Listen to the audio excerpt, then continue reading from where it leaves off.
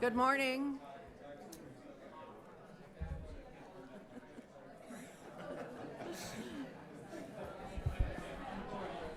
Good morning. The April 14th State Board of Education meeting will now come to order. Good morning and welcome to the April 14th, 2023 State Board of Education meeting. Board members, please engage your microphones before speaking and turn them off when you are finished speaking. Please note that board members may be using their cell phones and laptop computers to access the agenda and information related to this meeting. The meeting is also live streaming through the State Board of Education website. Would the recording secretary please call the roll? Patsy Kojons. Here. Lisa Fricke. Here. Patty Goebbels. Here. Jacqueline Morrison. Kirk Penner. Here. Sherry Jones. Here. Elizabeth Tegmeyer. Here. Deborah Neary. Here. Deputy Commissioner Friesen. Here. 7 present, 1 absent. There are 7 members present. Quorum is established.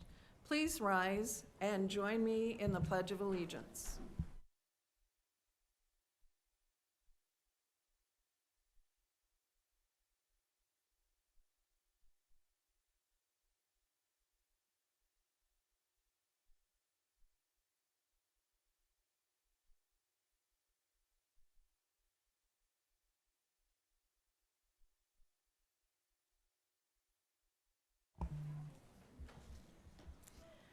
Information regarding the Open Meetings Act is posted as you enter the room from the main entrance doors.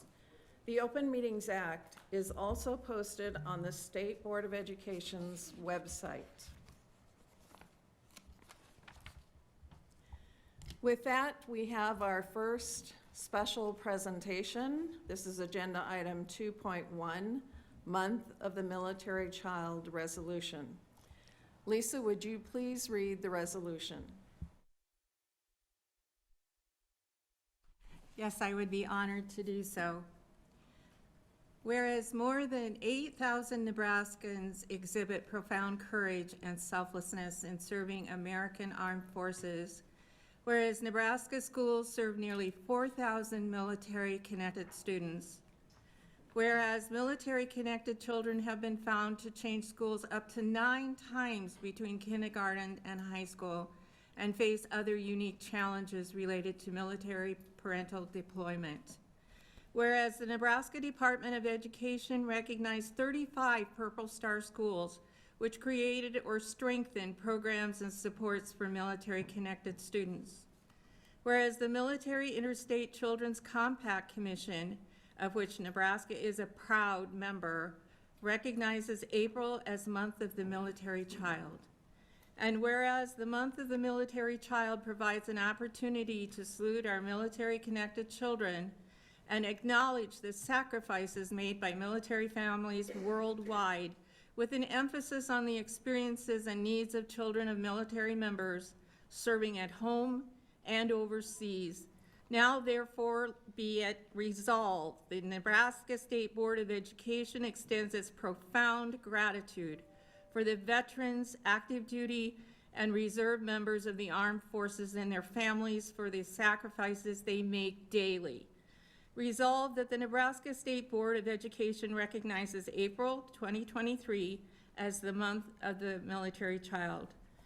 Resolved, the Nebraska State Board of Education recognizes April 14th, 2023 as Purple Up for Military Kids Day and encourages students, educators, and public to wear purple in support of our military-connected children. And resolved, the State Board of Education directs the Nebraska Department of Education to continue building coalitions to raise awareness for support and advocate for military-connected children and their unique needs. Signed on behalf of the Nebraska State Board of Education this 14th day of April by President Patty Goebbels and Vice President Kirk Penner. Thank you, Lisa. Is there a motion related to the resolution? Yes, Madam President. I move to proclaim April 2023 as the month of the military child and April 14th, 2023 as Purple Up for Military Kids Day, and to adopt this resolution. Is there a second? I second that motion. Thank you, Patsy. We have a motion and second. Is there any discussion related to the resolution? I see no discussion. The motion is to proclaim April 2023 as the month of the military child and April 14th, 2023 as Purple Up for Military Kids Day, and to adopt the resolution. Would the recording secretary please call the roll? Kojons, Yes. Neary, Yes. Fricky, Yes. Tegmeyer, Yes. Goebbels, Yes. Jones, Wholehearted yes.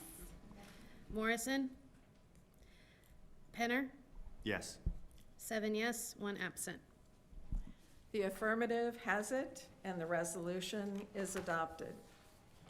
At this time, we will have a presentation from Leanne Yanikoff, the School Liaison Manager at Offutt Air Force Base. Leanne, if you would please come forward. We'll also have a presentation of the resolution. Good morning. Thank you so much for inviting us and having this and recognizing our military children. I brought some visitors with me today, and I am proud to introduce Colonel John Williams, commander of the 155th Air Refueling Wing, and his wife, Dr. Carrie Williams. I am also proud to announce Colonel Jason Cooley, commander of the 55th Mission Support Group, and Lieutenant Colonel Ryan Davis, commander of the 55th Force Support Squadron. I also would like to recognize everybody else that joined us today to support our military kids. So when I call your names, please stand. Master Sergeant Ray Salvador, First Sergeant, 55th Force Support Squadron. Ms. Tricia Lodi, the Deputy Director of the 55th Force Support Squadron. Ms. Amy Salter, 55th Force Support Squadron Operations Officer. Captain Mark Young, Wing Executive for the 155th Air Refueling Wing. From the Army Guard, the Warrior Family Support, Captain Joshua Ruby and Sergeant John Muselig. And we also have Kara Loken joining us today, whose husband is Colonel John Loken. At this time, I would like to invite Colonel Williams, Colonel Cooley, and Colonel Davis up for your presentation. Thank you so much. Thank you.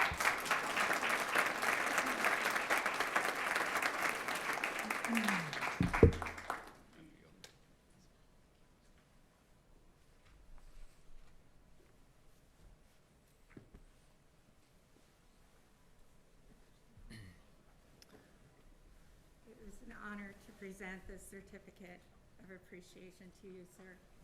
Thank you for your service. I appreciate that Thank you very for much. all that you do. Thank you. Thank you. Show that to Kara. This is the way we do. This is the way we do it in the military. Well, as a product of the Nebraska school system, this is probably somewhere that I never envisioned being as a child, but I'd like to thank you for the opportunity to make some brief remarks and to recognize some very special people in our lives, our children. In my role as the commander of the 155th Air Refueling Wing here in Lincoln, I'm often asked to speak on a variety of mission-related topics. However, I'm most pleased to join you today because of my role as a father of 3 military children. We're here today to salute the military child and acknowledge their contribution.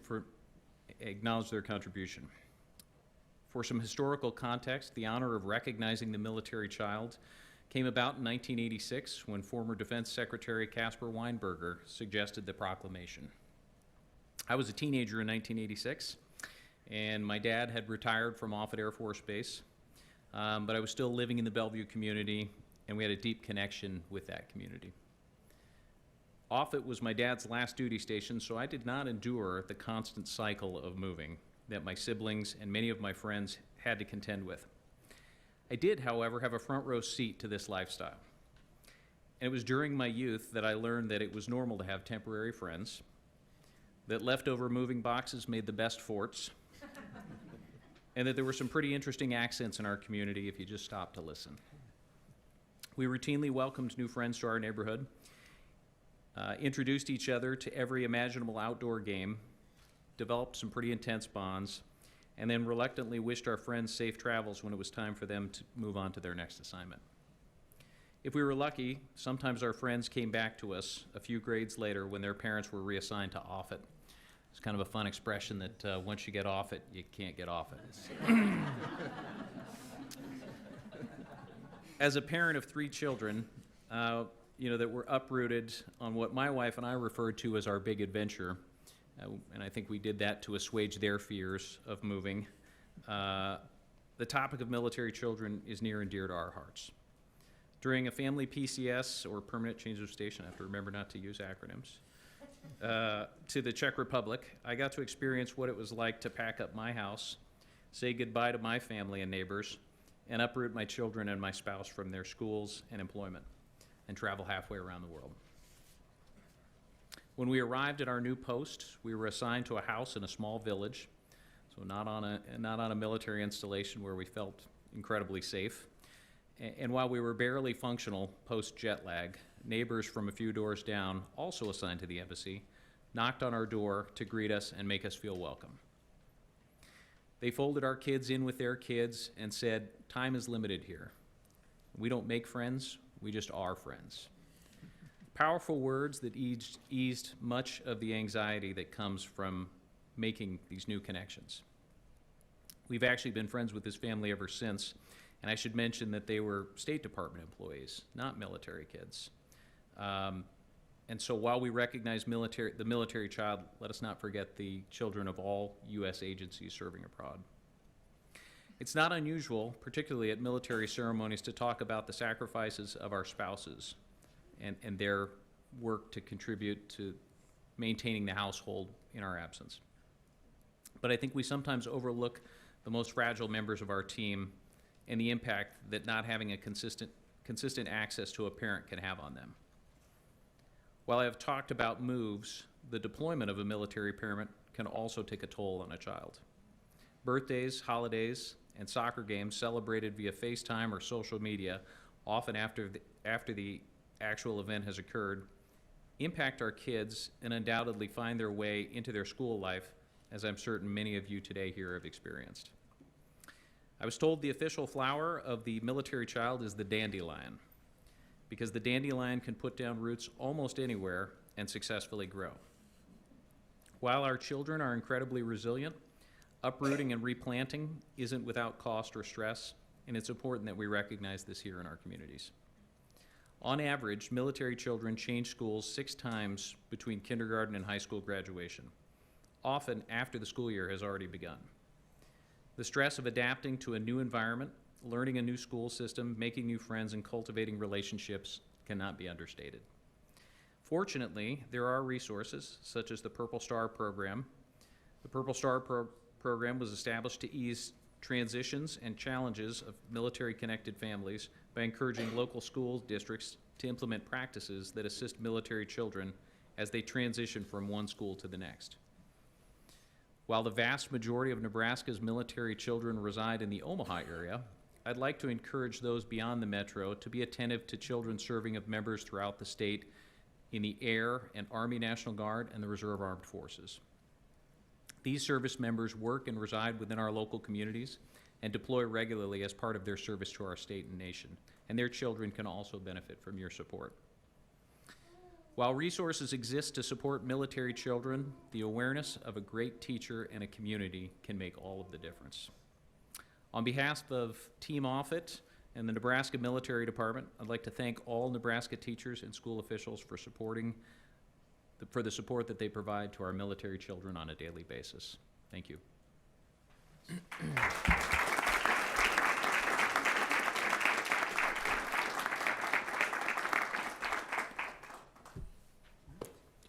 Thank you so much, Colonel Williams. Our pleasure.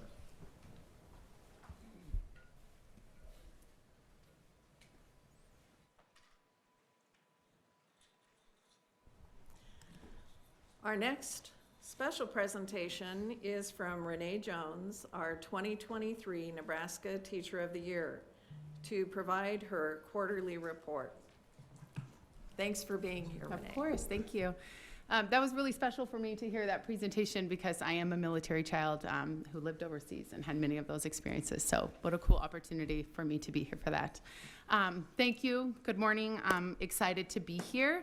I'm sure many of you know that my tenure as Teacher of the Year have been without obstacles, but I'm really excited to be here today to talk about all of the great and wonderful things I've got to do in spite of a lot of really mean and false statements. So without further ado, I'll try to, the green button, right? No, up at top. There we go. Okay. So far during my time as the Nebraska Teacher of the Year, I've had the opportunity to engage in a variety of professional development opportunities. That started for me when I was able to go to Santa Clara, California. I got to visit the Google campus and I got to go to a really powerful storytelling workshop about how impactful stories are, both for children and for educators, and just kind of spreading the word.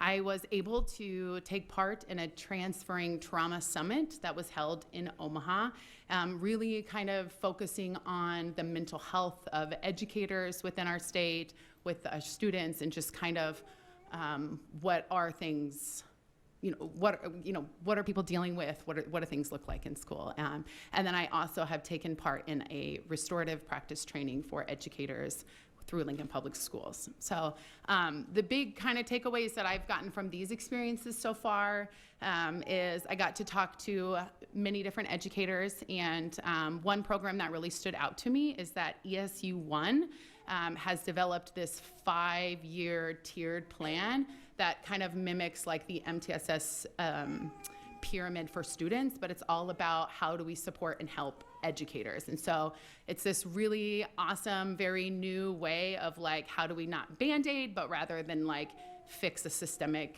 issue that people are experiencing. And I really focused a lot on restorative training and being a part of trauma-capable teams and just figuring out how do we best serve our kids.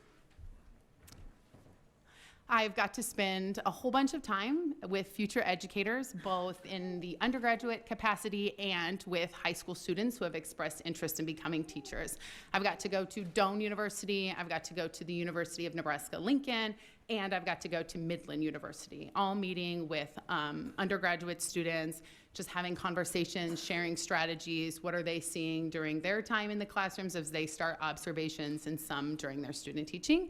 And then I got to spend an incredible day with Ed Rising, which is just focusing on high school kids who have, expressed interest in becoming teachers. And their energy was amazing. And just overall, people just kept talking about like the impactful teachers that they get to experience currently, that they're currently in experience with, and how they have already recognized that this is something that they then want to give back to their community. So really, really powerful. Overall, the undergraduate students, they felt overwhelmed and unsure of, well, what is my life going to be like when I do get into the classroom? What can I expect? They were nervous about behaviors that they're either experiencing or they're hearing. And so I felt like they felt uneasy overall was my gist. But like I said, overall, Ed Rising, the students, they are in the high school currently, and they are enjoying it so much so that they want to become teachers. So that was really powerful and really uplifting to get to be able to spend the day with them. So it was very cool. I have been in a few different schools, and will continue to try to make efforts to go into a few different districts that are different from LPS, different than my experience. The first one I got to do is go to Laura Dodge Elementary School, and that's in Omaha Public Schools. And I spent time in a kindergarten classroom, a second grade classroom, a first grade classroom, and a little bit with fifth graders. And wow, kindergarten is very different than the high school life that I'm in. I don't think that teacher sat down like for a second. Her patience was out of this world, and just like you could just feel the love that they had, that all of those teachers had for their schools. And it was a very cool, different perspective to be able to see, and also to just be able to look these educators in the eye and be like, thank you for showing up every day, thank you for the work that you do, and to just be a listening ear. I also headed to North Platte and got to go to North Platte High School. The picture that you see here is is a student at North Platte, and she has taken all the art classes that they have, and they kind of were like, how do we continue to challenge her and celebrate her? And so they decided that they didn't have many decorations on their walls. They had just these big old white walls. And so they've allowed students to submit drawings and kind of do this. So she's been working on this semester-long project of doing a mural, as you can kind of see here. And so as I walked by in the hallway, other students were walking by cheering her on. It was just this really beautiful moment to see.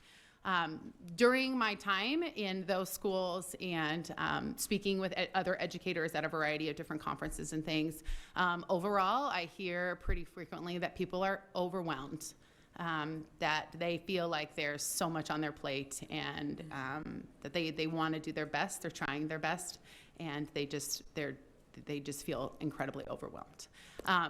And even with that, even with this feeling of overwhelm and kind of like oh boy, they are still showing up for kids every single day. They are absolutely figuring out creative spaces and creative ways to fit the needs of the kids. And so it was really, really neat to see. North Platte had a lot of technology that they were implementing next year to help target a truancy and tardy program, and a variety of different things. So it's been very neat to see them through a different lens. A couple other things that I've done, I got to go to the NSCA dinner with a senator. I was able to be on Drive Time with Dan Parsons last week, and again just yesterday actually. I got to meet with a few other educators in Nebraska and be on a panel for the Omaha World Herald judging scholarships for a variety of seniors. I got to talk to two educators. They're actually in the metro area. They do a podcast called What the World Needs Now, and talking just about highlighting education and teachers, and just like their goal is to figure out, well, what does the world need, and to stay positive and to keep people in the profession. And it was a really awesome opportunity. And then at the NSEA dinner, I had some conversations with the people at my table, which are pictured here. And we just kind of somehow got into a discussion about cell phones. And what is really challenging in high school, and kind of what's the whack-a-mole problem that we're just seeing over and over and over again. And so I went home, and for several weeks I did a lot of research about cell phones. What are people doing nationwide to combat the cell phone issue? What are people doing locally? And just been trying to have that discussion. I looked at, I had an experience when I was at a show with the Yonder pouch, which is it's like a cloth pouch that locks, and you need some special device to get it out. So you keep your cell phone on your person, but you can't actually access it. And there were schools that have definitely implemented this strategy, but overall the consensus was that it just was fairly expensive and not that effective. So I'm still kind of researching that to figure out, how do we make teachers feel heard and students to be supported, kind of to take that barrier of cell phones away. And we'll just keep plugging away at that. Yeah.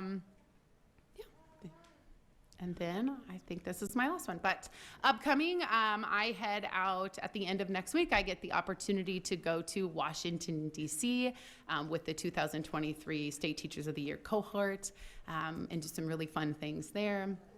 I'm going to then head back for the NSCA Delegate Assembly, and then I was selected to speak at the Innovate School Summit in Las Vegas this summer. And then later that month, I'll follow up and I'll get to go to Space Camp, a childhood dream of mine that I never thought would be real. So I am over the moon for that, quite literally. It's Yeah, it's a very cool thing. And then, of course, I'll be at Administrative Days in Kearney here. So a fun summer that is to be had. But yeah, that's kind of it. Thank you. Thank you, Renee. Yeah. Do board members have questions about the report from Renee? I don't have questions, but I must say that I feel the love from you for your students and have since the very first moment that I watched you receive this honor, a much deserved honor. And I would like to tell you that once a link, always a link. Yes, ma'am. And my heart is with you. Thank you. And I am sorry that you have had to face so many obstacles along the way. But Space Camp will make it all worth it, I promise you. Yes. Okay? Thank you. And I'm still interested in working on cell phones Yeah. with you and talking about it. Absolutely. So let's not forget that. Absolutely. But remember all the good and look forward to Space Camp and know that you are appreciated and honored. Thank you.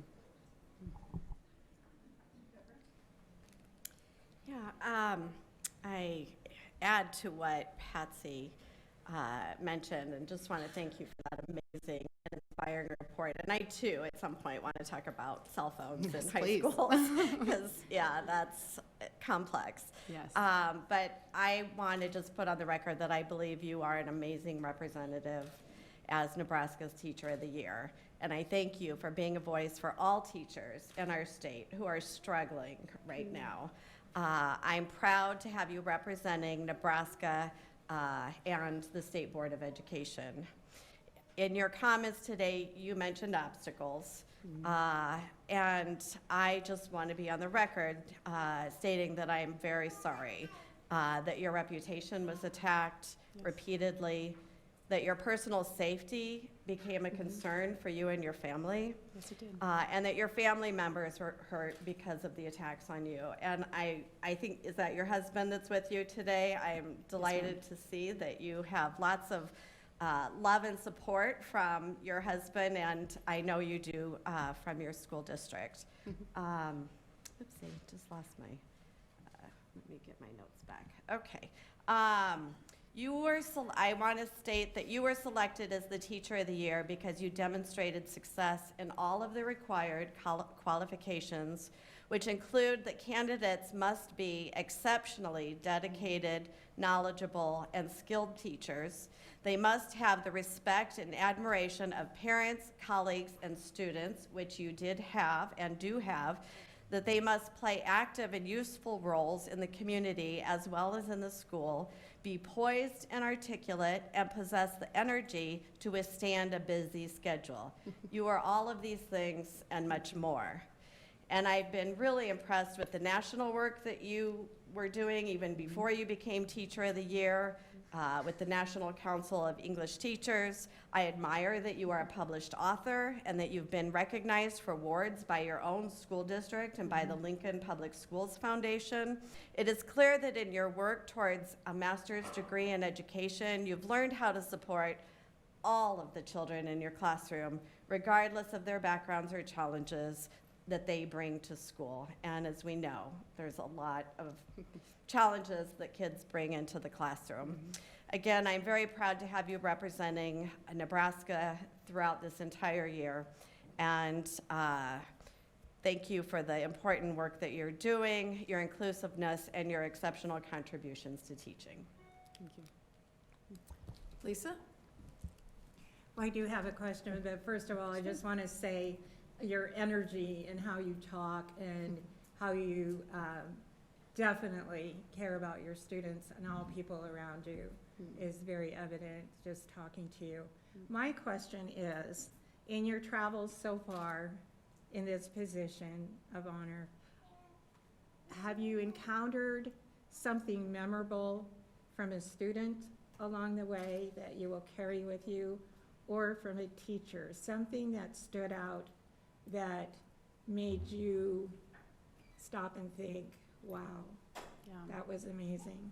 Yeah, absolutely both, students and teachers. For one, I've had the opportunity to meet an educator from quite literally all over the globe You know, there are 55 state teachers of the year nationally, and it's really cool to now have this group of people that I can bounce ideas off of, like, hey, I'm struggling with this lesson and connecting it with my students, or even back to the cell phone thing of like, this cannot be a Lincoln High thing that I'm experiencing, right? Or even a Nebraska thing where we're struggling with cell phones. And now I've got 54 other people where I can say, hey, well, what does cell phones look like for you? What kind of things are you doing? And everybody's just been so welcoming and bridging the gaps of like, let's use our strengths so that we can just show up and do what's best for kids. And that's been really cool. It's not been this like, well, I'm the teacher of the year and I'm the teacher, you know, it hasn't been like that at all. It's been like, how do we help each other? How do we support each other? And that moment when I got back from California, it was just this moment of like, wow, I get to be a part of something so amazing. And it was just a really humbling experience. And it continues to be because I'm in contact with these people many times a day, and I get to see what they're doing via social media. And for me, I've had many moments over specifically the last few weeks where, students are on social media. They see all of the things that are out there. And I've had many, many students come up to me and ask questions, and just some to say thank you. And while I always say, you know, this is not something I'm going to talk about at school and with students, of course, I listen to them and to hear their concerns, and then quietly go and do the work on the back end, but not to involve them. I think that's, unprofessional and unnecessary. But I've had many aha moments with students. And also at Ed Rising, it was amazing to see these kids being so excited about education and knowing that they had a teacher somewhere in there, some were seniors, but some were juniors or sophomores, somewhere along the line that said, that meant enough to them where they were like, this is how I'm going to contribute. This is what I'm going to do. So a lot of really cool things. Thank you for asking. You're very welcome. Thank you for what you're doing. Of course. Renee, I wanted to ask you, because you mentioned that when you are speaking to prospective teachers, that you hear fear. Yeah. How do you help assure prospective teachers that it's a great profession and not to be fearful? I mean, what do you say to help them get through that feeling of fear? Sure. For me personally, I think it's really important that I listen first, that I give them the space to make sure that they know that, like, hey, you're not wrong. It's okay to be fearful. It's okay to do things that feel uncomfortable. In fact, it's probably really necessary to do things uncomfortable. But I really try to, in my presentations, focus on strategies, like tangible things that they can take into their classrooms, into their observations, or into, their student teaching. And I have a thing that I kind of swear by, but every Friday before I leave school, I make a positive phone call home. Every Friday, I'm going to end my week on a positive note. I'm going to make sure that I'm just remembering the good. Because it's so easy to get lost in the bad, or the bad is so loud sometimes, and just giving people little strategies to help keep them afloat, and just acknowledging that, yeah, there is some hard in this profession, but boy, there's a whole bunch of good too, and just really sharing that. Thank you so much, Renee. We look forward to your next report. Awesome. Thank you so much.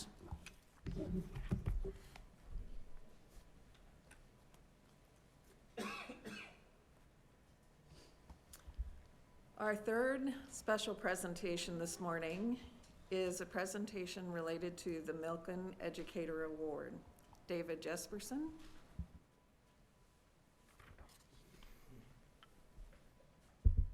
Good morning. David Jesperson, Communications Director at the Nebraska Department of Education. And today I have the privilege to introduce to the board the newest Milken Educator Award winner from Nebraska. In January, we helped surprise Lisa Moody, a special education teacher at Jefferson Elementary in Omaha. Dr. Friesen was on hand, along with dignitaries from OPS, and Congressman Don Bacon was there as well. For those of you that were not able to attend or missed some of the television coverage and media coverage of that event, we have a video produced by Milken Foundation on the event that we can show now. Good morning, Jefferson Elementary Jaguars. Good morning to you. Now, we have a special guest here today to help us recognize and thank the staff at Jefferson Elementary School. The Milken family has been a friend and supporter of education since 1987. Your teachers and principal are some of the most important people in your life. In sports, athletes get gold medals, entertainers get American Music Awards, but our teachers haven't been part of the celebration. Before we leave here today, an educator right here is going to receive this national award. The Milken Educator Award goes to Lisa Moody. It was very surreal. I didn't expect it to be me in the least, and it's still surreal. I don't feel like it's real. I was born with cerebral palsy, and so I dealt with living in a world that wasn't built for me every day of my life, and so I was raised to not let it define who I was. What better way to serve kids than to, work with kids with special needs, because I could be a role model or an example of what it's like to keep persevering. Uniquely, I have that perspective. Congratulations, Ms. Moody. Just take one teacher in the entire state of Nebraska getting this recognition. Excellence is what you're about. Congratulations. The difference that you make for your students, making sure that they are a part of the whole community. We thank you, we congratulate you. Great work. I am fortunate to work in an amazing school with an amazing staff and supportive administrators. I constantly say I could not do my job without every single person. It's the best job in the world, it's the hardest job in the world, but it's really rewarding, and I'm just so grateful to work in a staff that's so supportive and shows up every day and wants to do what's best for kids.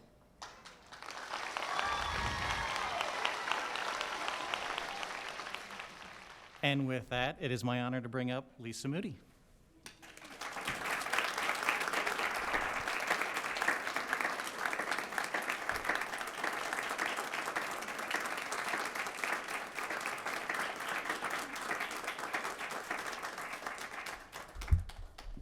Oh goodness, thank you. I swear when I get nervous, the brain just stops working and walking gets challenging. So thank you, Dad. All right. Good morning, esteemed members of the State Board of Education, Deputy Commissioner Friesen, Department of Education employees, fellow educators, and board meeting attendees. I am grateful for the opportunity to address you today as a Milken Award winner. I am excited to share with you the progress my school has made in creating a more inclusive school environment and community, and my passion for teaching students with disabilities. I'm not gonna cry. I swore I wouldn't do it. Like many schools in Nebraska, my school, Omaha Public Schools Jefferson Elementary, faced a shortage of special education teachers. Knowing that there was a challenging road ahead with staff shortages, the speech pathologist, my principal, and I collaborated on ways to serve students who were typically placed in self-contained classrooms within the general education setting, combined with special education interventions. We are working to create a culture where all students are welcome and equal members of the learning community. This inclusive mindset has transformed the way we view each other and measure student growth and achievement. Students celebrate each other's accomplishments and support each other when they are struggling. We are working to create an inclusive community where students learn together, ensuring that all students are prepared for success every day. By shifting towards a more inclusive educational environment, we have witnessed tremendous growth in our special education students with their academic, social, and linguistic skills. For example, we have a third grade student who has previously relied on sign language or a communication device as her primary means of communication. Since integrating her into the general education setting, we have seen significant improvement in her verbal communication skills. She is now able to use 3 to 4 word sentences to communicate her thoughts. She has also made progress in her reading, writing, and participates in whole group and small group lessons alongside her classmates. Being surrounded by her peers in general education has allowed her to observe and learn from them, which has helped further facilitated her growth. In one of our second grade classrooms, you can observe a student with Down syndrome participating in small group rotations alongside his classmates. Whenever he learns a new skills, his peers cheer him on and celebrate his hard work and determination. This student is a valuable member of his classroom community, entering each day with a smile on his face and a drive to learn from his peers. Last but not least, the most heartwarming gift we've received from our inclusive hybrid model is the bond between our 6th graders and the ACP students in our alternate curriculum program they were partnered with. At the start of the school year, we paired ACP students with 6th grade buddies who helped them from the bus, through the breakfast line, and into their classrooms each day. The 6th graders greet their buddies each morning with excitement and joy, often engaging with them in conversations as they make their way down the hall. On any given day, you will find the 6th grade buddies foregoing their own recess time to spend time with their ACP buddies, building towers out of magnets, blowing bubbles, or even playing dress up together. The bond these students have formed is truly magical, is one of the most significant takeaways from this school year. As some of you may know, I was born with cerebral palsy. Growing up with a disability, I too faced challenges, but I was fortunate enough, I'm not gonna cry, to be surrounded by a strong and loving support system, many of them here who are here with me today. They never let my disability define me or hold me back. I would like to take a moment to express my deepest gratitude for them, for their unwavering support throughout my life.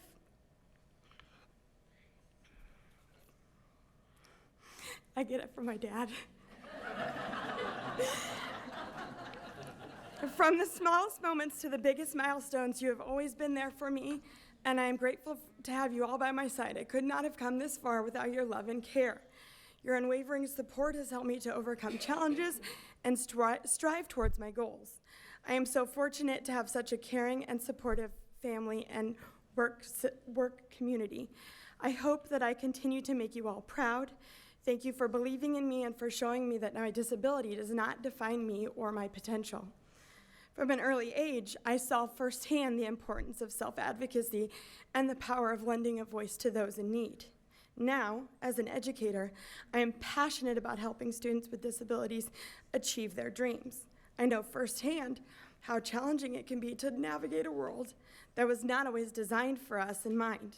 That is why I'm committed to creating an inclusive learning environment where all students feel valued, supported, and empowered to reach their potential. Creating inclusive environments in schools to better serve students with disabilities is a topic very near and dear to my heart.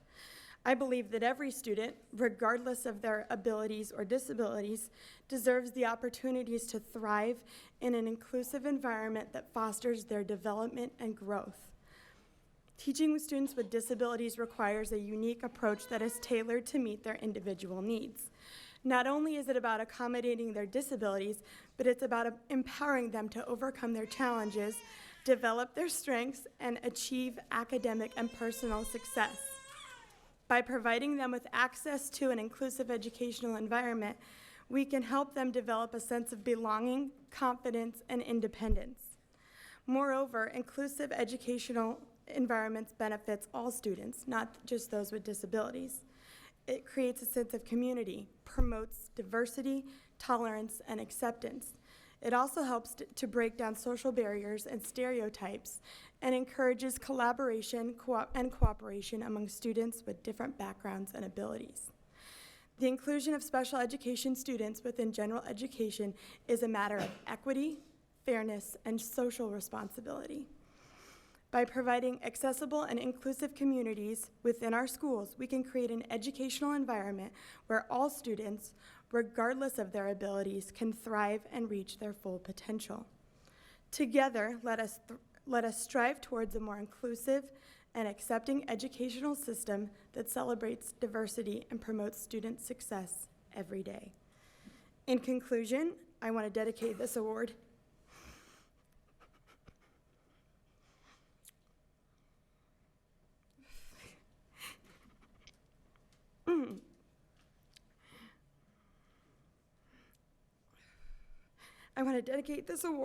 to my students.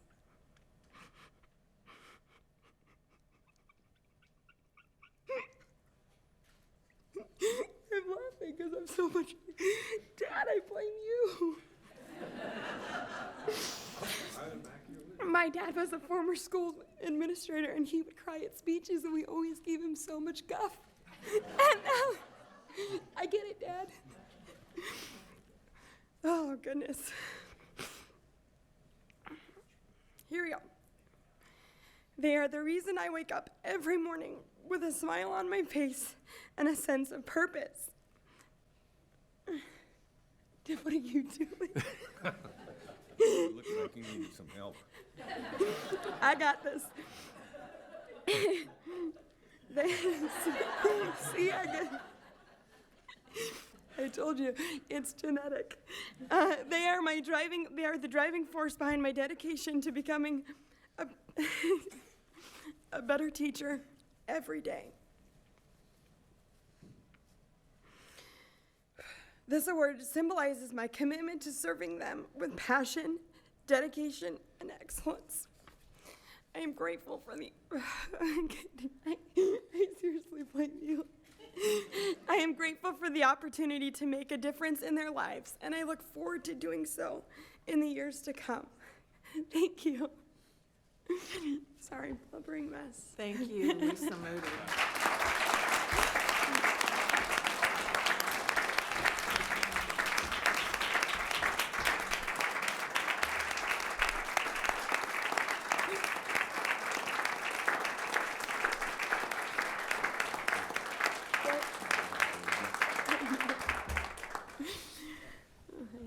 With that, board members, we will take a 5-minute recess for some photo opportunities. This is as close as I'll ever get to one of these.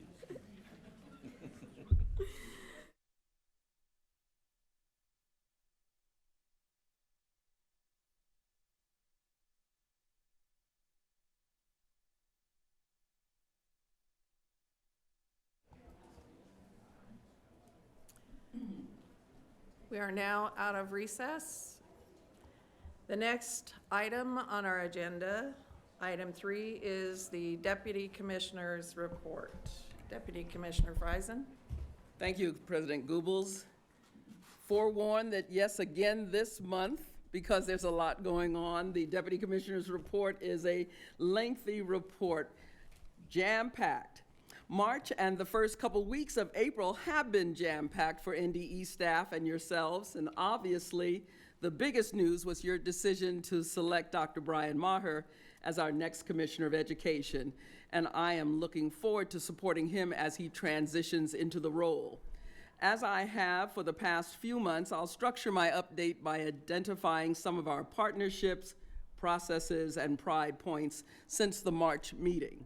I'll also spend a little time foreshadowing what the rest of April will hold for the agencies. Partnerships. The Expanded Learning Innovation Invitational. The NDE played an important role in a conference hosted by Beyond School Bells in early March pertaining to expanded learning opportunities. Staff attended and presented sessions on family engagement, high-quality programming, and community partnerships. NDE has used almost $11 million in ESSER 3 state set-aside funds to expand access to summer and after-school programming. The NERCSA Conference. NDE staff and state board members joined rural school leaders in Kearney for the annual NERCSA Conference. Dr. Ford presented to the group and also brought back ideas and concerns which the group shared. The 3-branch meeting. Each month, the commissioner is invited to the 3-branch meeting, convening members of the executive, legislative, and judicial branches. This last month, Brian Halstead attended in my stead, And during this meeting, participants brainstorm best ways to support systems and justice-involved youth. The Special Education Advisory Committee. Your Special Education Advisory Committee met in March to discuss pending legislation, potential rule changes, and other matters pertaining to students with disabilities. The Staff Development Affiliate. The NDE joined the Educational Service Unit's Staff Development Affiliate in Kearney just this week to lead a 2-day professional learning session on accountability, school improvement, and the Coherence Project, and how it aligns to work for the upcoming year. The Nebraska MTSS to host letters training. The Office of Special Education and Nebraska MTSS have opened statewide opportunities for training to help educators learn and develop instructional methods aligned to the science of reading. Training will begin this fall and feature all virtual trainings to reduce travel time and make these trainings more accessible throughout the state. Information can be found on the Nebraska MTSS website, which is nemtss.unl.edu. In addition to the numerous partnerships which support the education ecosystem in Nebraska, the NDE participates in or leads a number of processes focused on improvement of student outcomes and/or school conditions. One such is the Educator Shortage Quarterly Check-In. Yesterday, the NDE hosted stakeholders at our 84th Street office in a planning session for the second Educator Shortage Summit to be hosted in October. The Assessment and Accountability Advisory, or AAA. The AAA met in March and will meet next week to continue to advise the Commissioner and agency on accountability updates and tweaks. Specifically, the AAA is providing input on necessary changes to the ESSA Plan Section 4 on accountability. NASB and CCSSO Legislative Conference. Lisa, Patsy, and Patty joined Dr. Four at the NASB Legislative Conference, and Lane Carr and I attended CCSSO's annual Legislative Summit at the same time in Washington, D.C. Both conferences focused on federal legislative and regulatory updates, and we were able to meet with staff working with our 5 federal representatives. The State College Board. I spent time over this past month and a half at both Peru and Chadron State Colleges for board meetings.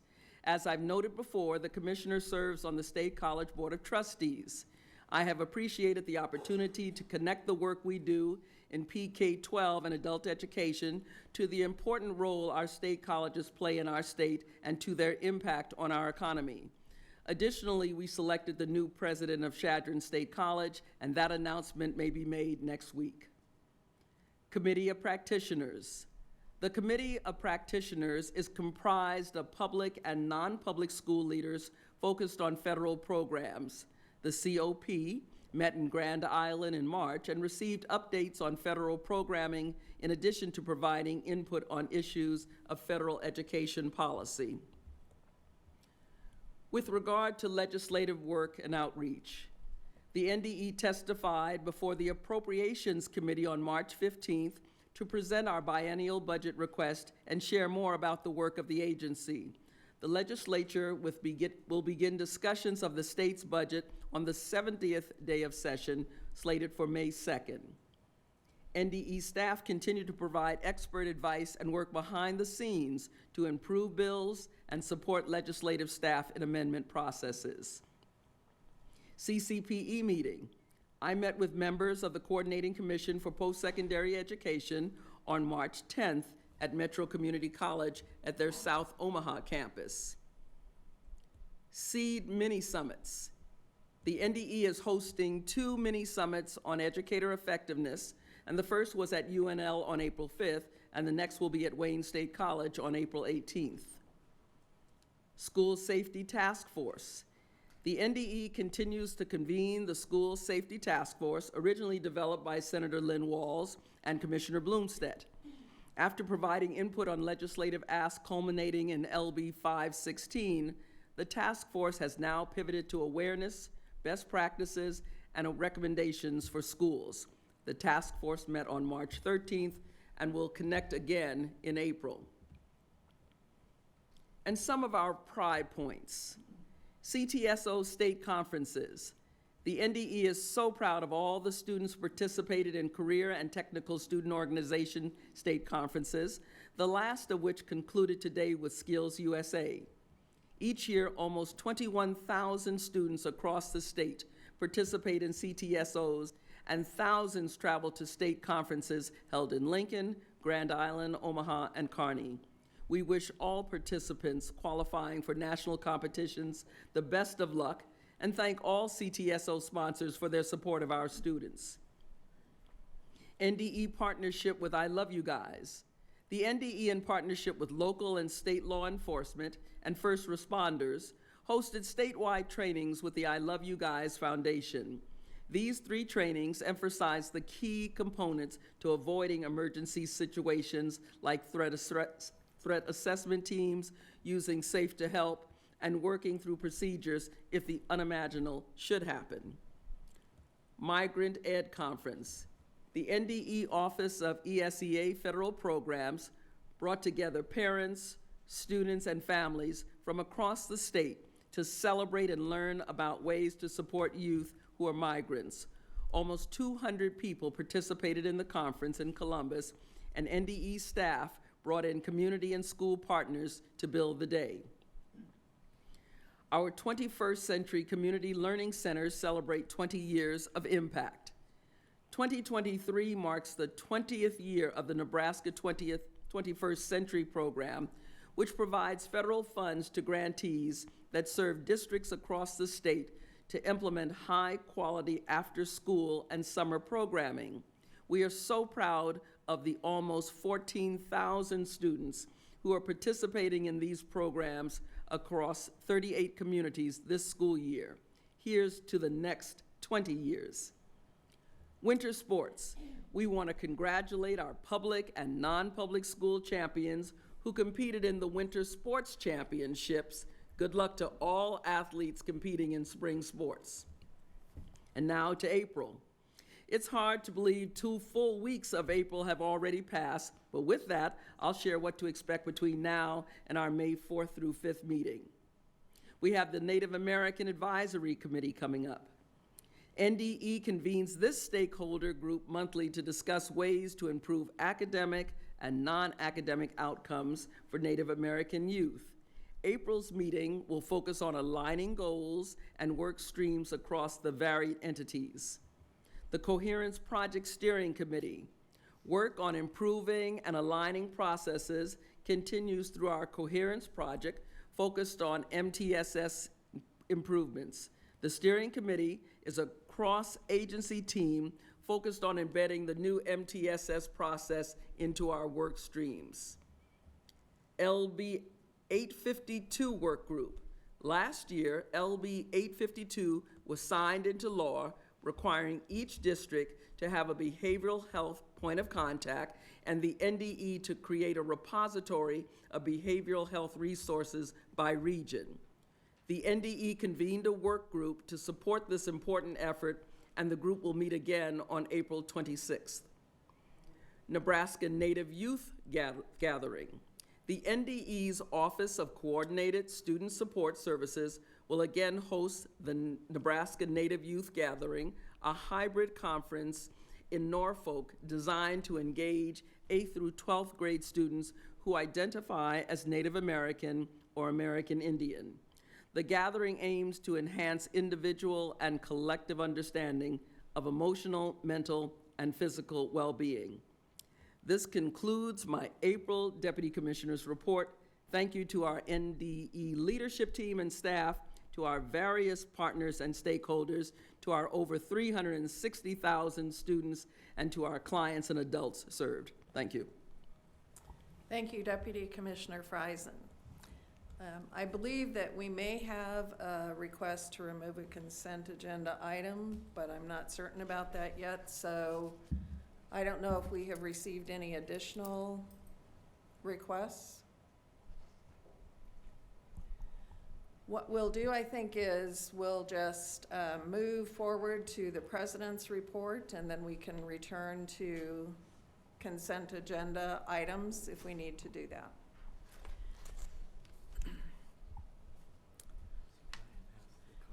At our special board meeting on March 31st, we as a board took a leap into the future and for a new beginning for Nebraska Department of Education as we interviewed 3 exemplary finalists for the position of Nebraska Commissioner of Education, and we voted to offer a contract to Dr. Brian Maher as our next Nebraska Commissioner of Education.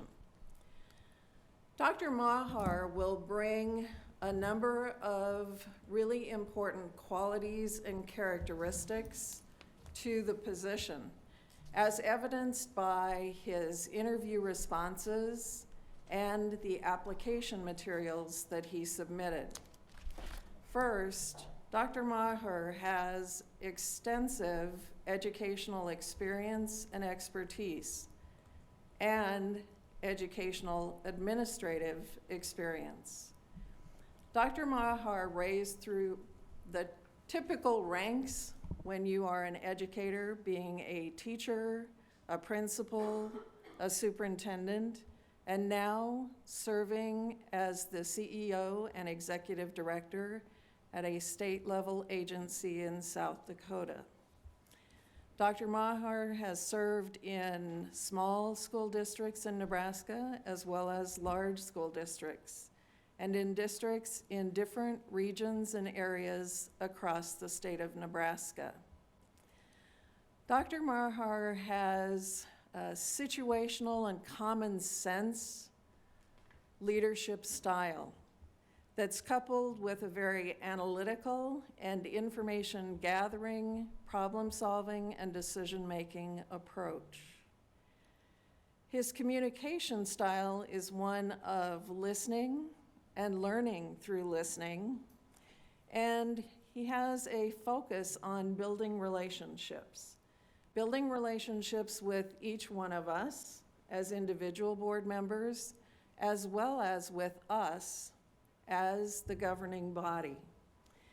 He will strive to build relationships with NDE staff, with policymakers, with educational stakeholders, and with Nebraska education communities. And finally, Dr. Maher is focused on growth, on improvement. That was really illustrated by his example when he talked about how he would evaluate NDE staff. And he commented that he wants NDE staff to be in a position to be the best that they can be, to be as successful as possible.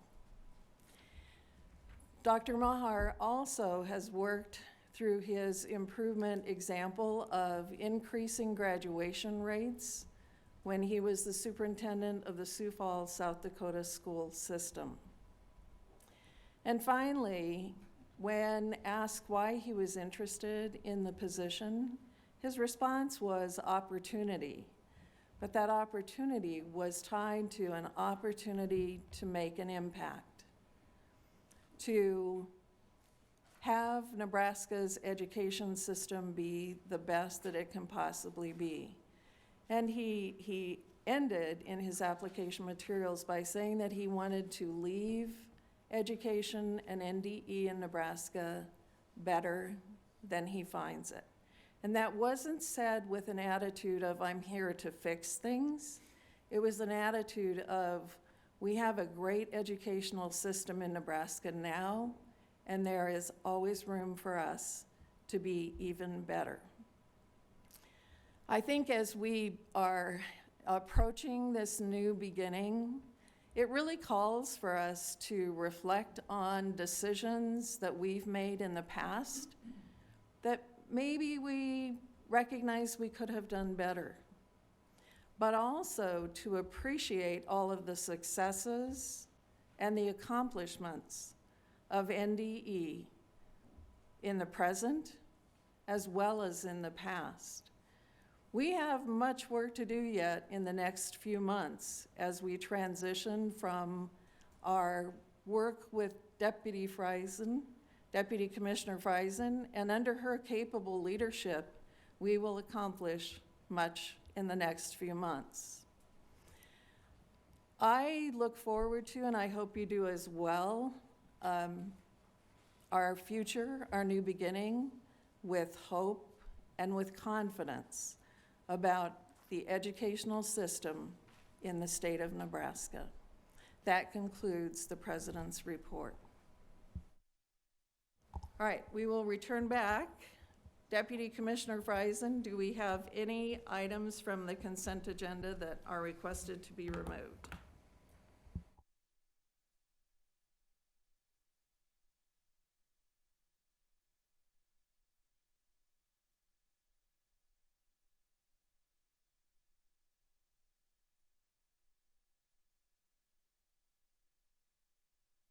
All right.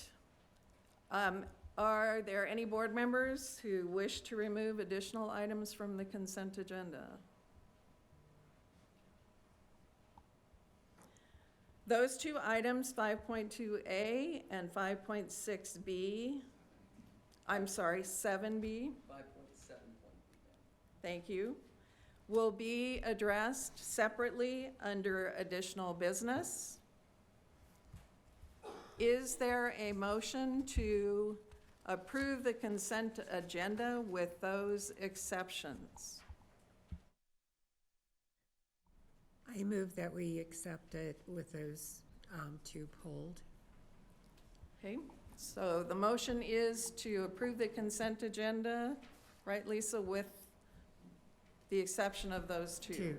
5.2.A and 5.7.B, correct. Thank you. Is there a second? Jacqueline? I second. I also have a question. Am I correct with the consent agenda, we cannot have any discussion? Per policy. That's correct. Okay, thank you. Right. We have a motion and a second. Per board policy, there is no discussion on the motion to adopt the consent agenda. Will the recording secretary please call the roll? Neary, Yes. Goebbels, Yes? Morrison, Yes. Kojons, Yes. Fricky, Yes. Penner, Yes. Tegmeyer, Yes. Jones, Yes. 8 yes. The votes are 8 yeas, the affirmative has it, and the consent agenda is adopted. The next item of business are the reports of the standing committees. As the chair of the executive committee, I will provide the executive committee report. The executive committee reports on its Thursday, April 13th, 2023 meeting. For board member review, the committee report is attached in Spark. The committee reviewed the 2023 proposed state legislation and discussed the final 13 education-related bills that we took positions on. The committee consented to move the 13 bills with the positions to the state board for approval. The committee approved the employment agreement between the State Board of Education and Dr. Brian Maher as the next Commissioner of Education with some revisions. The committee will meet to work on the plan and process for the Commissioner's appraisal instrument. Dr. Steve Joel will assist us with the position description. This is a continuation of some of the services provided through our original contract with McPherson and Jacobson. The remainder of the 2023 committee calendar was reviewed and discussed. This concludes the executive committee report. Are there any questions about the executive committee report?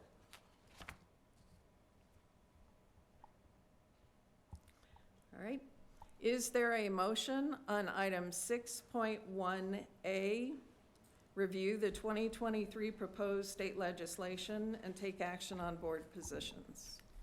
I move to adopt the legislative positions as recommended by the executive committee. Thank you, Jacqueline. Is there a second? Thank you, Lisa. It is moved and seconded to adopt the legislative positions as recommended by the executive committee. Is there any discussion?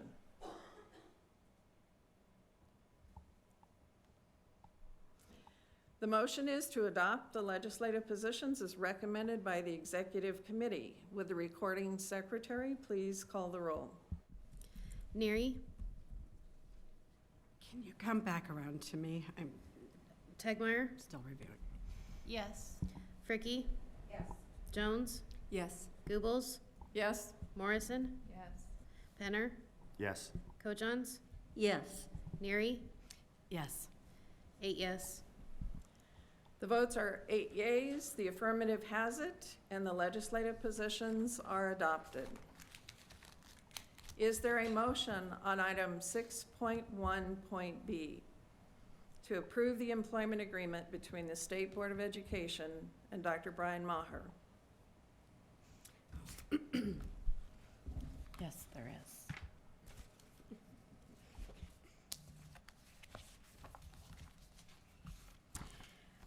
I move to approve the employment agreement between the State Board of Education and Dr. Brian Maher. Second. Okay, we have a second from Lisa Fricky. Is there any discussion?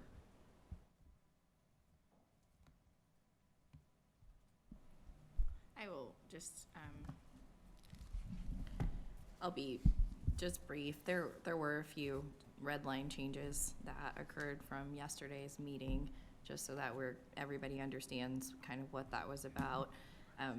There were some timeline things that we wanted to just clarify and make sure that when we start doing annual appraisal, we give the board enough time to be able to get through the appraisal instrument and also be able to provide Dr. Morrow with enough feedback prior to the new year as well as the new contract period. And so if you see changes, what they're doing specifically is just realigning those timelines to give the board as much time as possible to perform the appraisal evaluation and also to gain enough time of the evaluation period before the review to be able to get everything done. And so really, it's very technical, but it was all about alignment so that we could maximize our time to do the review and Dr. Maher's time to be able to provide his assessment over the past year. So that's it. Thank you, Jacqueline. Any additional discussion?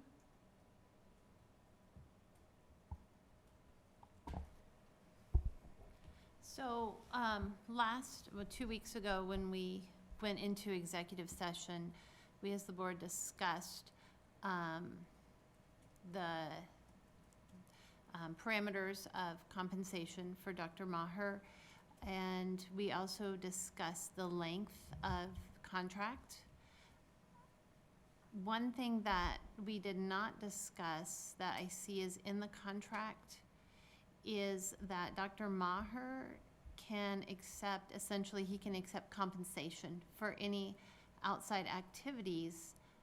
We did not discuss him having that opportunity to be our full-time employee at the expense of the taxpayer, but then also get paid and consult somewhere else. And I think that this is a discussion that needs to happen for full transparency. I believe the contract says with the approval of the board, if I am remembering the wording. Actually, the contract says he shall notify the president of the board in each instance and obtain written approval of same in advance.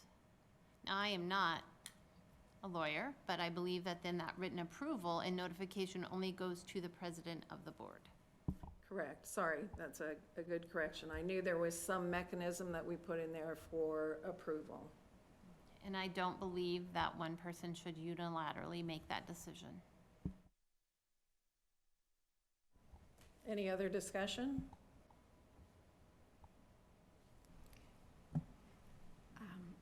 I'm just curious, if that is standard practice in superintendents. And not that this is a superintendent that we're hiring, but I know that, I'm just curious, is that standard? This was something that has been in previous employment agreements for commissioners. Jacqueline? Elizabeth, if you wanted to make an amendment to say that it has to have approval of the board, I would support that. If I think another nuance could be a threshold amount that, let's say if it's under $5,000, it could be approved by the president. Anything over that amount needs to be approved by the board. I think that would also be a compromise I could support if you wanted to request that amendment. I would support the amendment as well. I would support that. We're not voting at this point. We have to have an amendment before we voice support. I think my words were I would support an amendment, so I think that's what people were commenting on.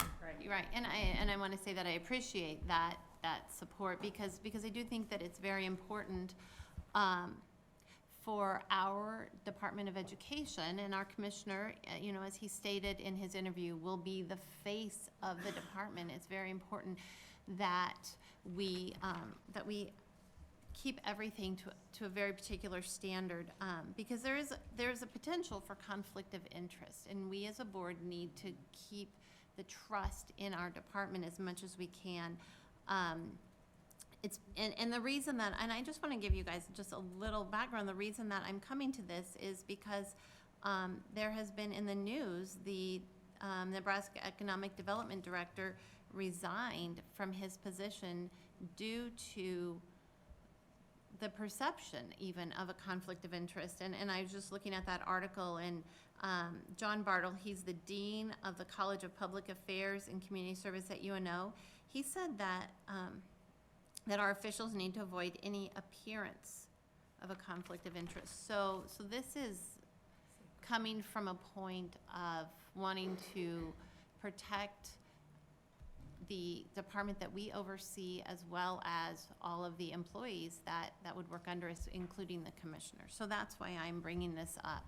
Yeah. Jacqueline?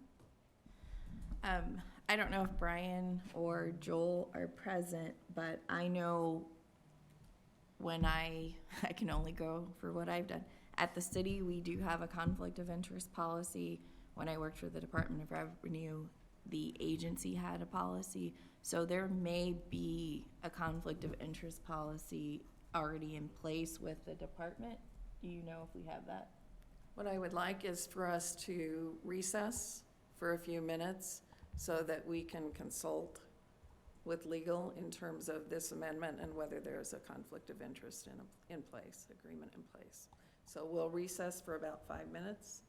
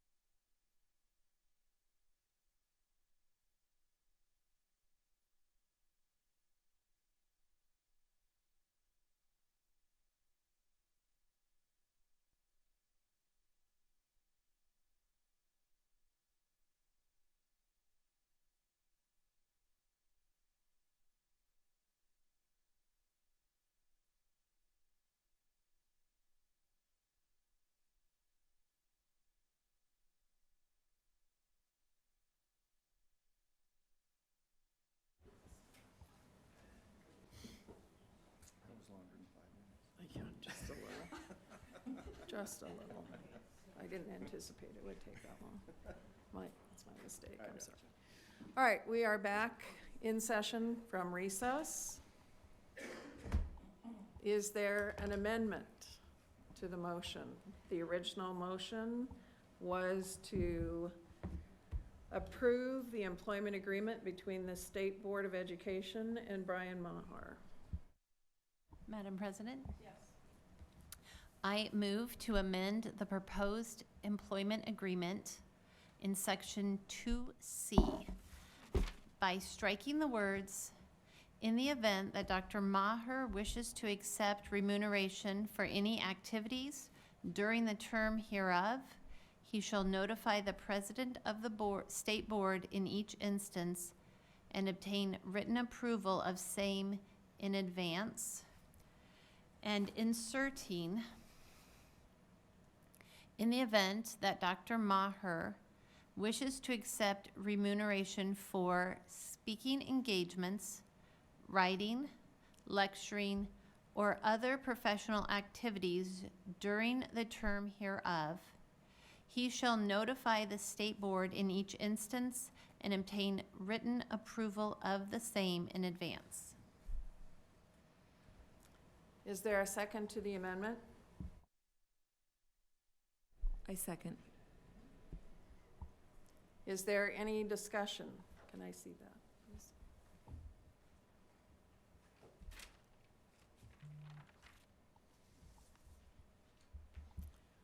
All right, so the amendment is to strike words, and I won't read what has been stricken, but I will read what is requested to be inserted. In the event that Dr. Maher wishes to accept remuneration for speaking engagements, writing, lecturing, or other professional activities during the term thereof, he shall notify the state board in each instance and obtain written approval of the same in advance.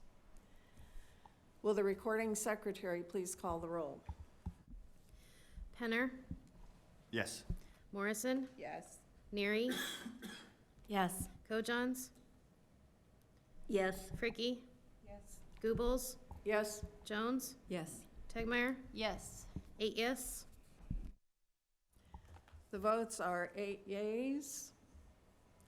The amendment has been approved.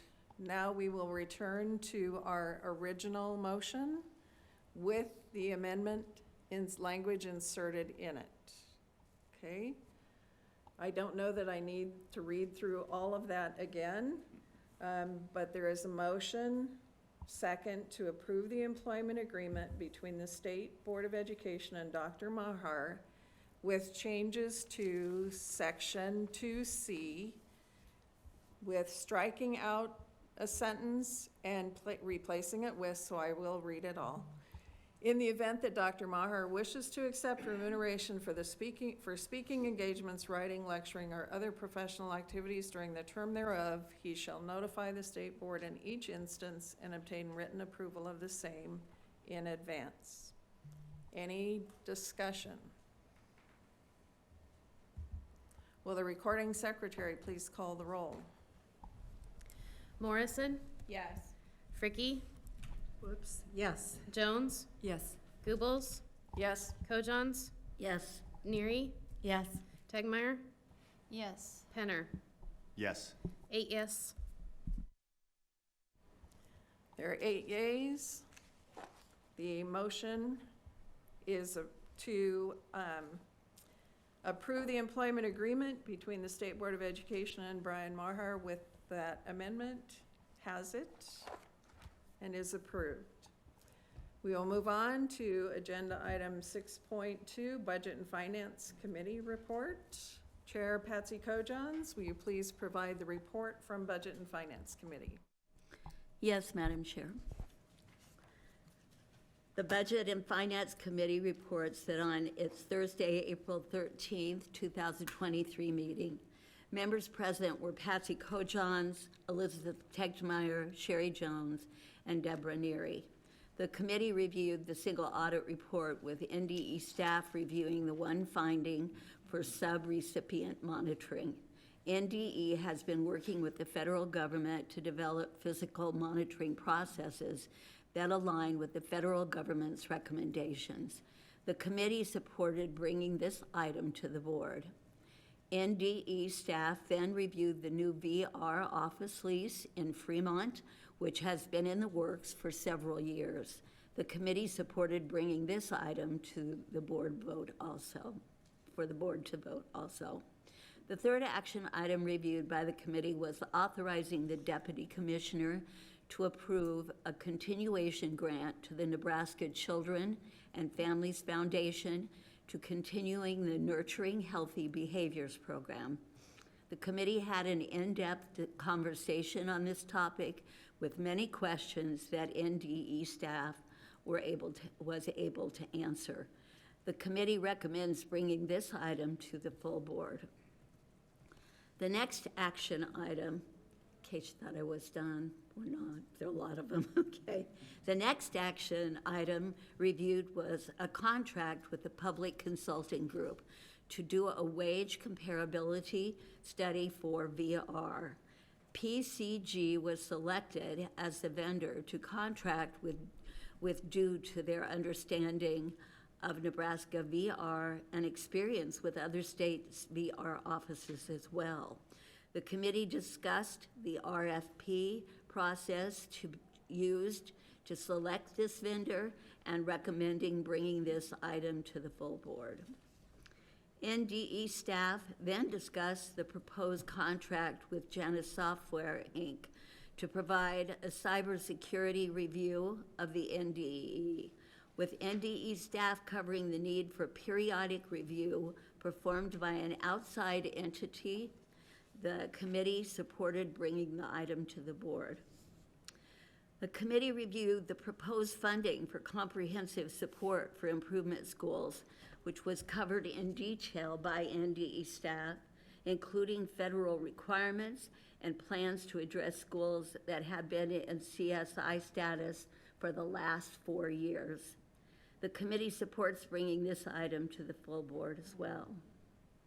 NDE staff reviewed the Transact communication contract, noted they were the only vendor to submit an application and have been the vendor used for translation services for a very long time in Nebraska to fulfill this federal requirement. The committee supported bringing this item to the full board. The last action reviewed was to authorize the deputy commissioner to accept funds from the Nebraska Arts Council to administer the Arts Now grant program to Nebraska. NDE outlined the parameters of this grant and the amounts going to the 5 regions across Nebraska. The committee supported bringing this item to the board. Additionally, the committee reviewed the monthly board travel expense report and in-state authorizations, noting no concerns. Lastly, NDE staff reviewed work being done that will result in action items being brought to the board next month, including the procurement that is being undertaken for any contracts. There are 4 action items that will be coming to the board next month. The items were for a web-based data collection system for the special education team, technical assistance for special education support, authorization for annual technology and software purchases, and grant awards to ESUs for early childhood. Additionally, NDE staff provided a review of the innovative grant funds and highlighted potential new investments that will be brought to the board for approval. This concludes the Budget and Finance Committee report. I'd like to recognize the committee that I work with, Elizabeth Techtemeyer and Sherry Jones and Deborah Neary. Also, Bryce Wilson is our advisor. Also, I would like you to notice that one of the things that we as a board requested from the staff that work on budget and finance is for us to know as much as possible ahead of time what might be coming to us in the next month. and they've started to do that. Although Bryce has expressed very carefully that sometimes they will not be able to do that.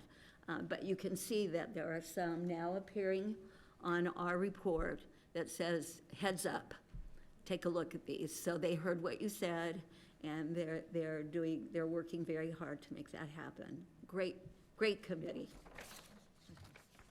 Are there any questions for the committee chair?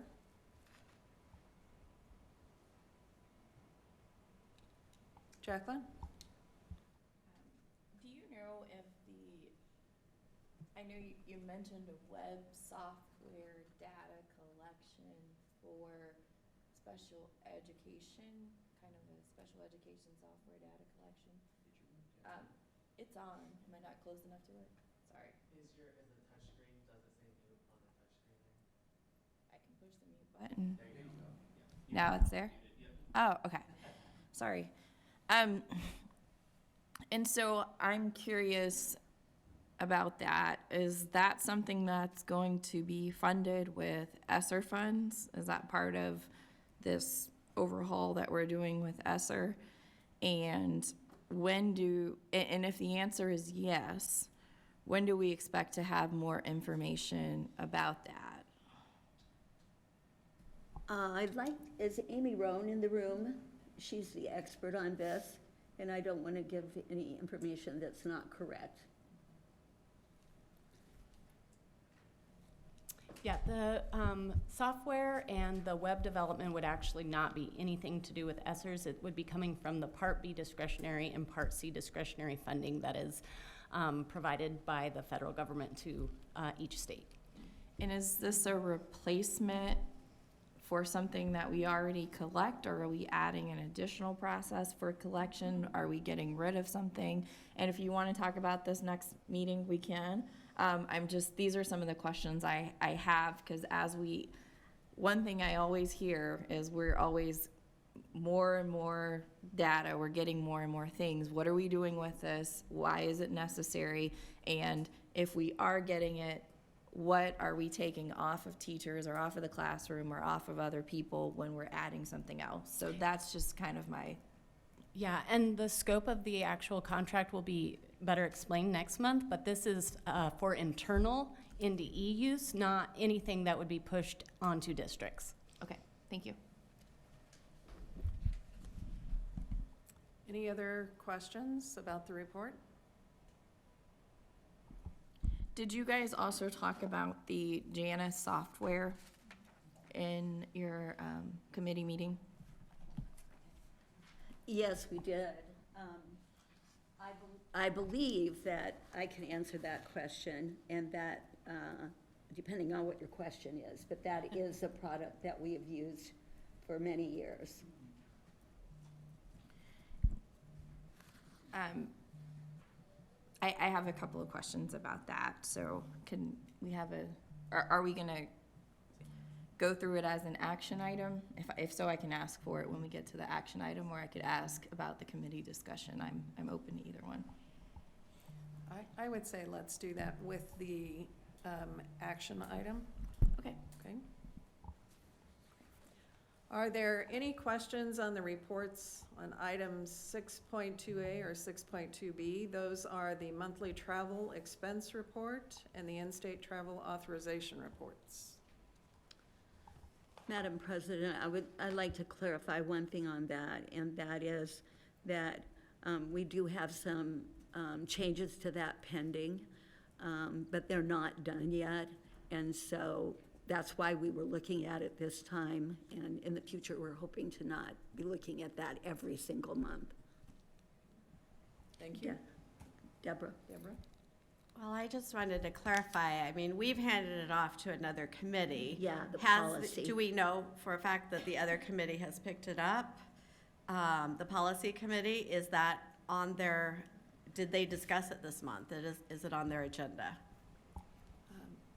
That is not something, we don't have a policy committee. The executive committee is responsible in general for policies. That had not been sent to us specifically.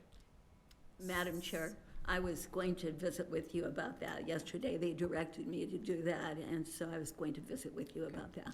It hasn't happened yet. Nope. Okay, but Nope. it was a request that was made at the board meeting last month, and so what steps need to happen other than it being discussed here, that it needs to go to that committee? I think the request from the chair I need to make the is- request. Okay, thank you. Any other questions about those travel-related reports? Okay, is there a motion on item 6.2.c? That is to accept the 2022 single audit report. Yes, Madam President, I move to accept the 2022 single audit report. Is there a second? Second. We have a motion, it's been moved and seconded to accept the 2022 single audit report. Is there any discussion? Deborah? I know I've heard all of you say the same thing, but I just want to say it out loud in front of the public. Like, we have an amazing accounting office, and they have the cleanest audits I've ever seen. And it is so impressive that there are so few comments about the work that they're doing. And not only is our audit incredible, but also the reports that I get from school districts across the state are how easy they are to work with, how accommodating, how fast they respond. And I just want to say kudos to our finance office. They do an amazing job. Any other discussion? The motion is to accept the 2022 single audit report. Would the recording secretary please call the roll? Tegmeyer, Yes. Neary, Yes. Morrison, Yes. Kojons, Yes. Penner, Yes. Goebbels, Yes. Jones, Yes. Fricky, Yes. 8 yes. The votes are 8 yeas. The affirmative has it, and the motion to accept the single audit report is adopted. Is there a motion on item 6.2.d, and that is to authorize the deputy commissioner to enter into a new lease agreement? Yes, I have another one, Madam President. Okay. I move to authorize the Deputy Commissioner to enter into a new lease agreement between the Department of Administrative Services, DAS, State Building Division, and the Department of Education, Nebraska Vocational Rehabilitation, VR, for office space in Fremont for the period of July 1st, 2023 through June 30th, 2033. Is there a second to the motion? Second. Okay, second by Deborah.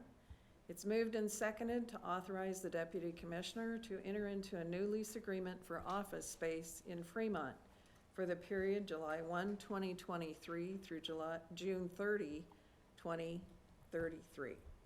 Is there any discussion?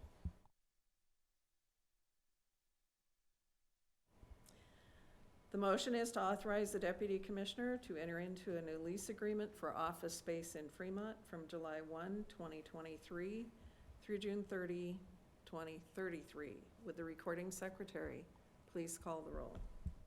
Goebbels, Yes? Neary, Yes. Kojons, Yes. Jones, Yes. Fricky, Yes. Tegmeyer, Yes. Penner, Yes. Morrison, Yes.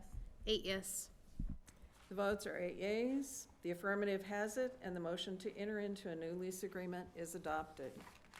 Is there a motion on item 6.2.e? Yes. I move to authorize the Deputy Commissioner to approve a continuation grant to the Nebraska Children and Families Foundation to continue the Nurturing Healthy Behaviors Rooted in Relationships program. Is there a second? I second that. Second from Patsy. It's moved and seconded to authorize the deputy commissioner to approve a continuation grant to continue the Nurturing Healthy Behaviors Rooted in Relationships program. Is there any discussion?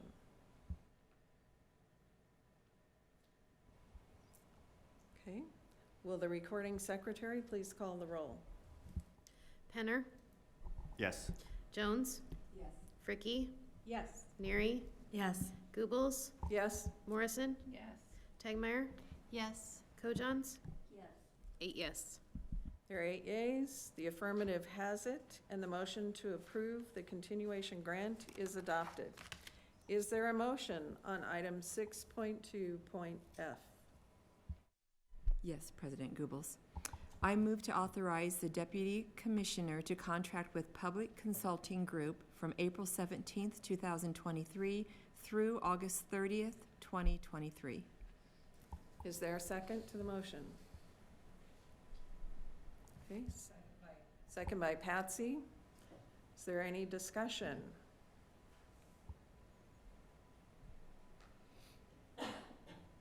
Okay, the motion is to authorize the Deputy Commissioner to contract with Public Consulting Group. Would the recording secretary please call the roll? Jones? Yes. Goebbels? Yes? Kojons? Yes. Morrison? Yes. Tegmeyer? Yes. Neary? Yes. Penner? Yes. Fricky? Yes. 8 yes. The votes are 8 yeas, the affirmative has it, and the motion to contract with Public Consulting Group is adopted. Is there a motion on item 6.2.g? Yes, Madam President.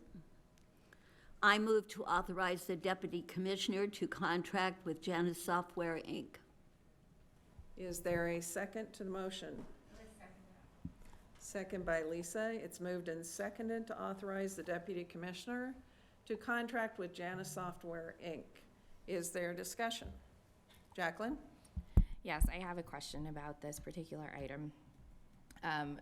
One of I guess my initial question is, this is being used with ESSER funds, and this was part of that big 10% of our ESSER dollars that we received to work on technology related things.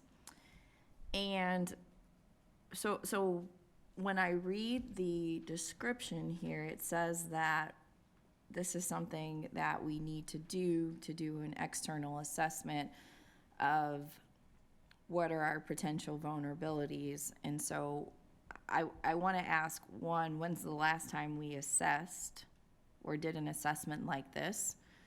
Is this the first time?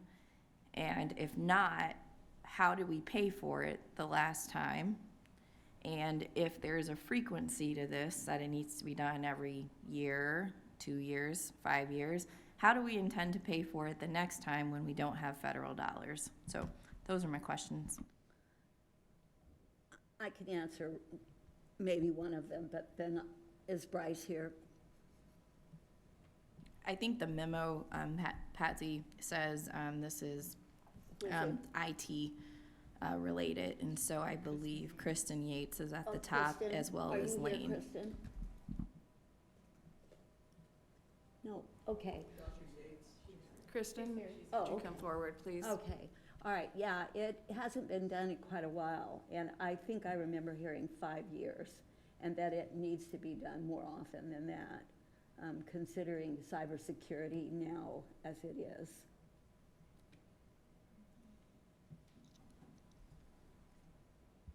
Sorry, Kristen, that I didn't call you right away. Oh, you're fine. Okay, so. When Yeah. is the last time that we have done this or conducted this type of assessment? To the best of my knowledge, we have not conducted this exact assessment before.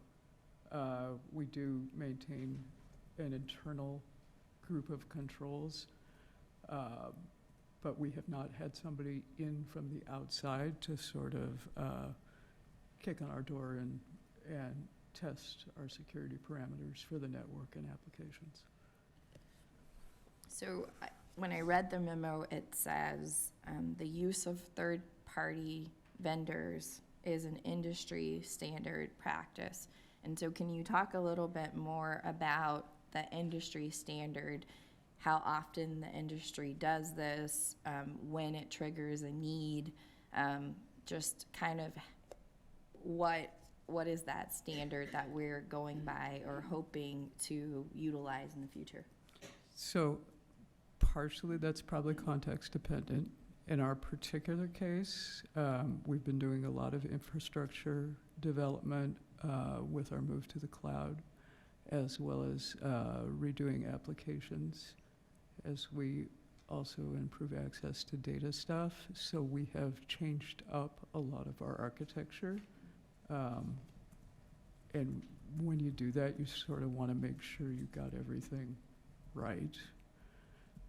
I can't speak to past practice at the agency. I would probably do this every 3 to 5 years, depending on what we have going on.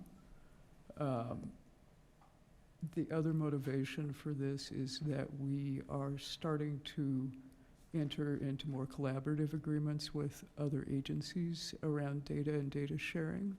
For example, the early childhood integrated data system that's we're doing in collaboration with DHHS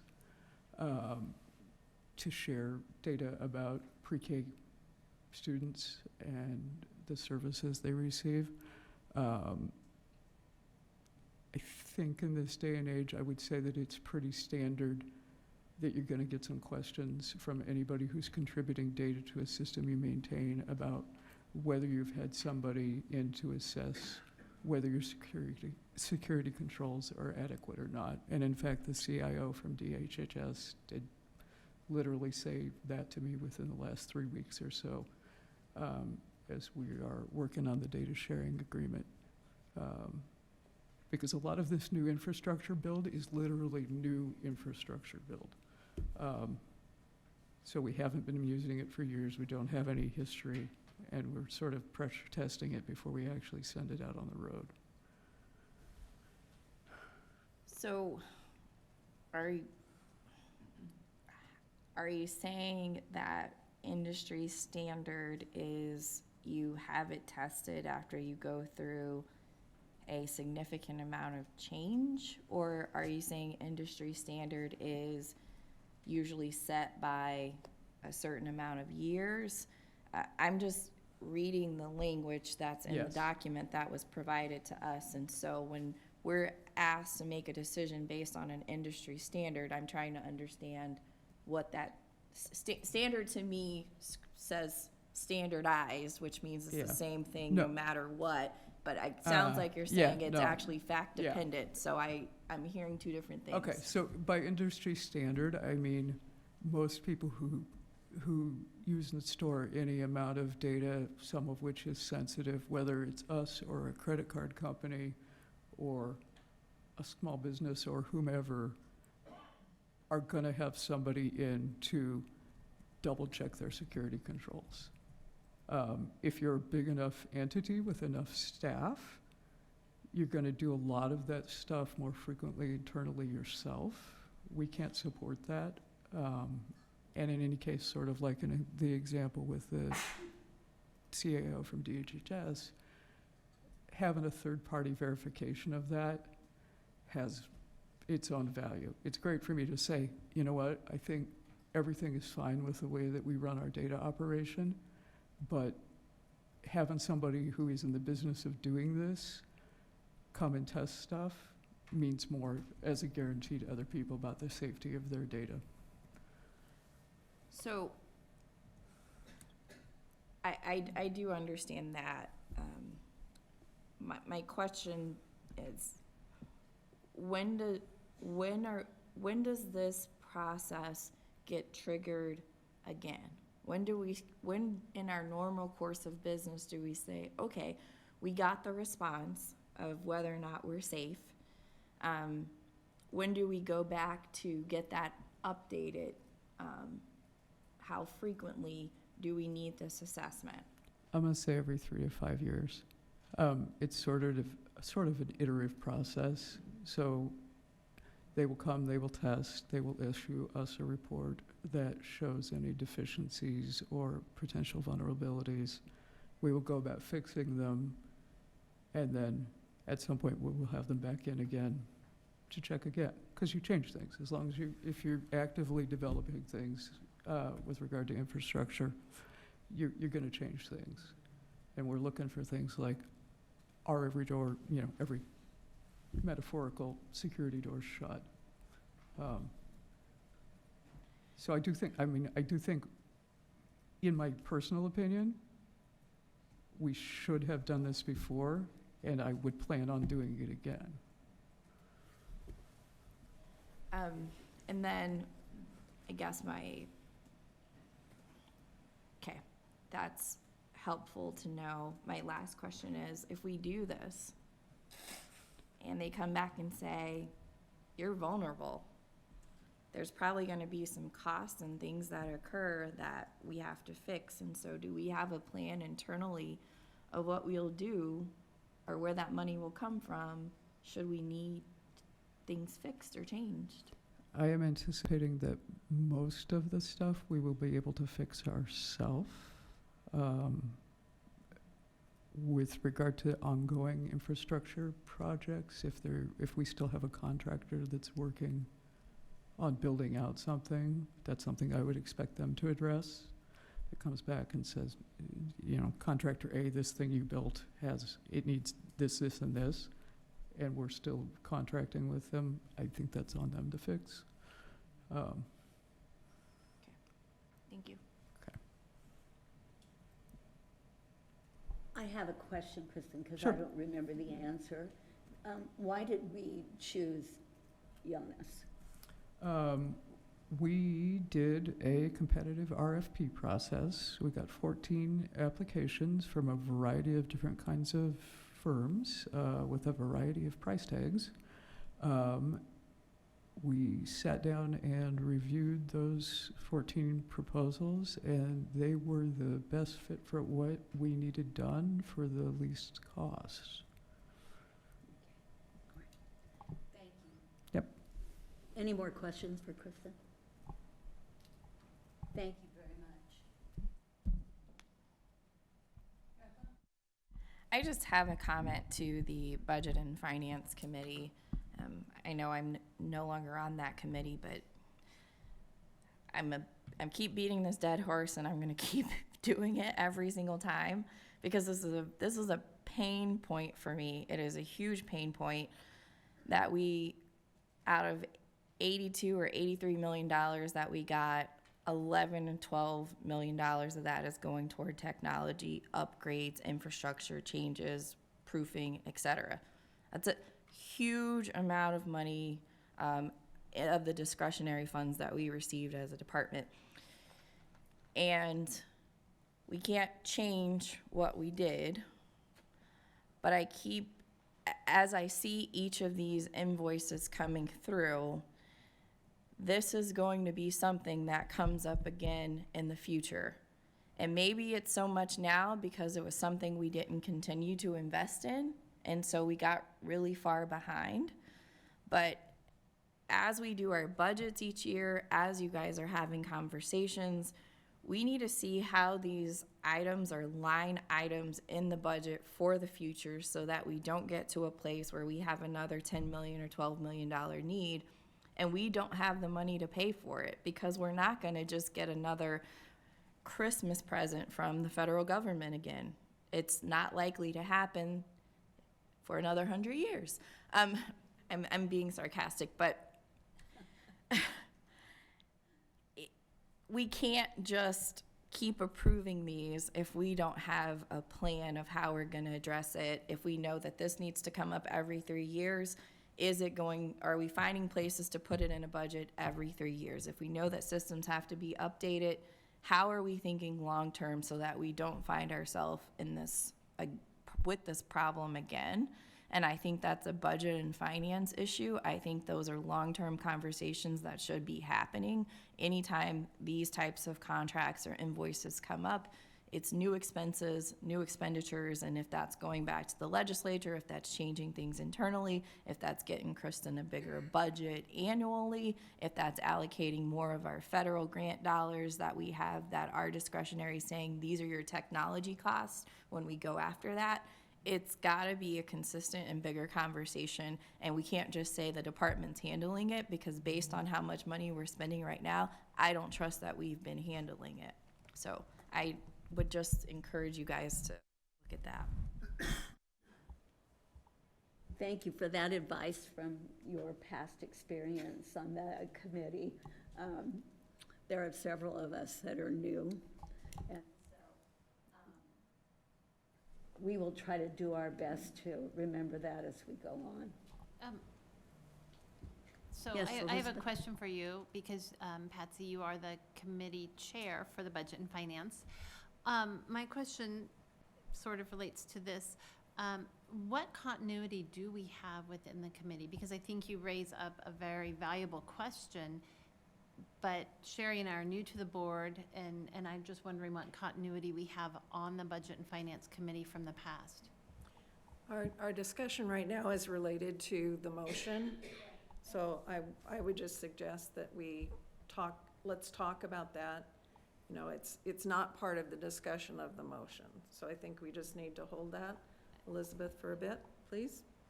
Is there any other discussion related to the motion? All right, it has been moved and seconded to authorize the Deputy Commissioner to contract with Jana Software, Inc. Would the recording secretary please call the roll? Neary, Yes. Kojons, Yes. Penner, Yes. Jones, Yes. Fricky. Goebbels, Yes. Morrison, Yes. Tegmeyer, Yes. 8 yes. The votes are 8 yeas. The affirmative has it, and the motion to contract with Jana Software, Inc. is adopted. Is there a motion on item 6.2.h?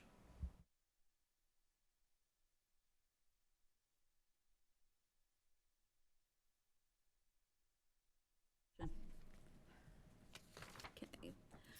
I move to authorize the Deputy Commissioner to grant support for improvement funding for comprehensive support or for improvement of CSI schools. Is there a second? I'll second. Second by Lisa.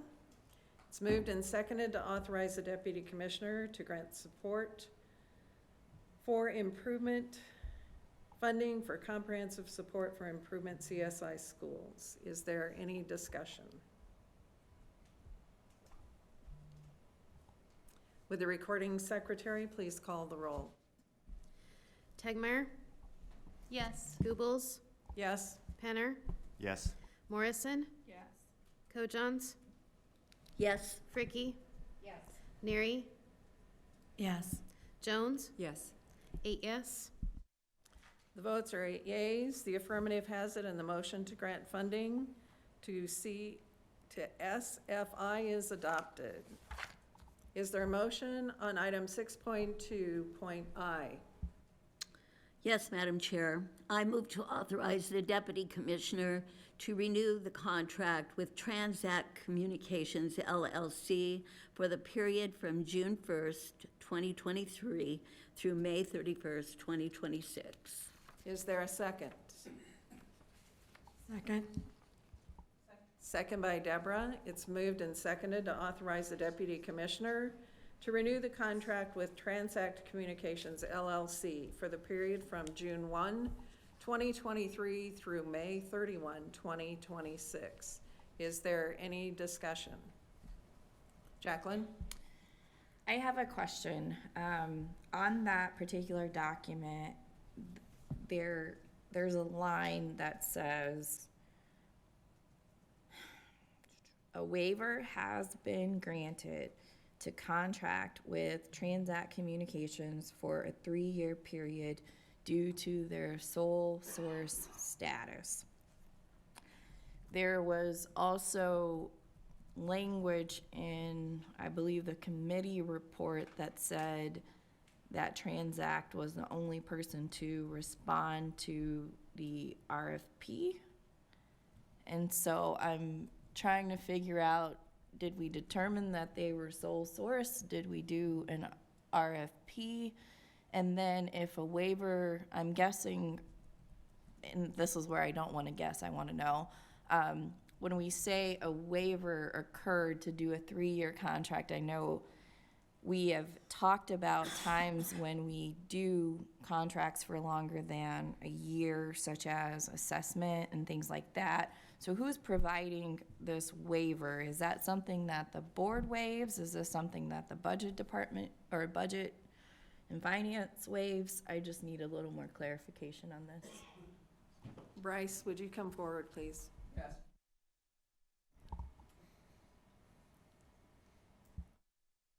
Sorry, Brian? Good morning, Brian Halstead, Deputy Commissioner. Number one, the waiver was granted by me as Deputy Commissioner because internally staff cannot contract or bring a contract forward for more than 1 year unless they can demonstrate a reason why.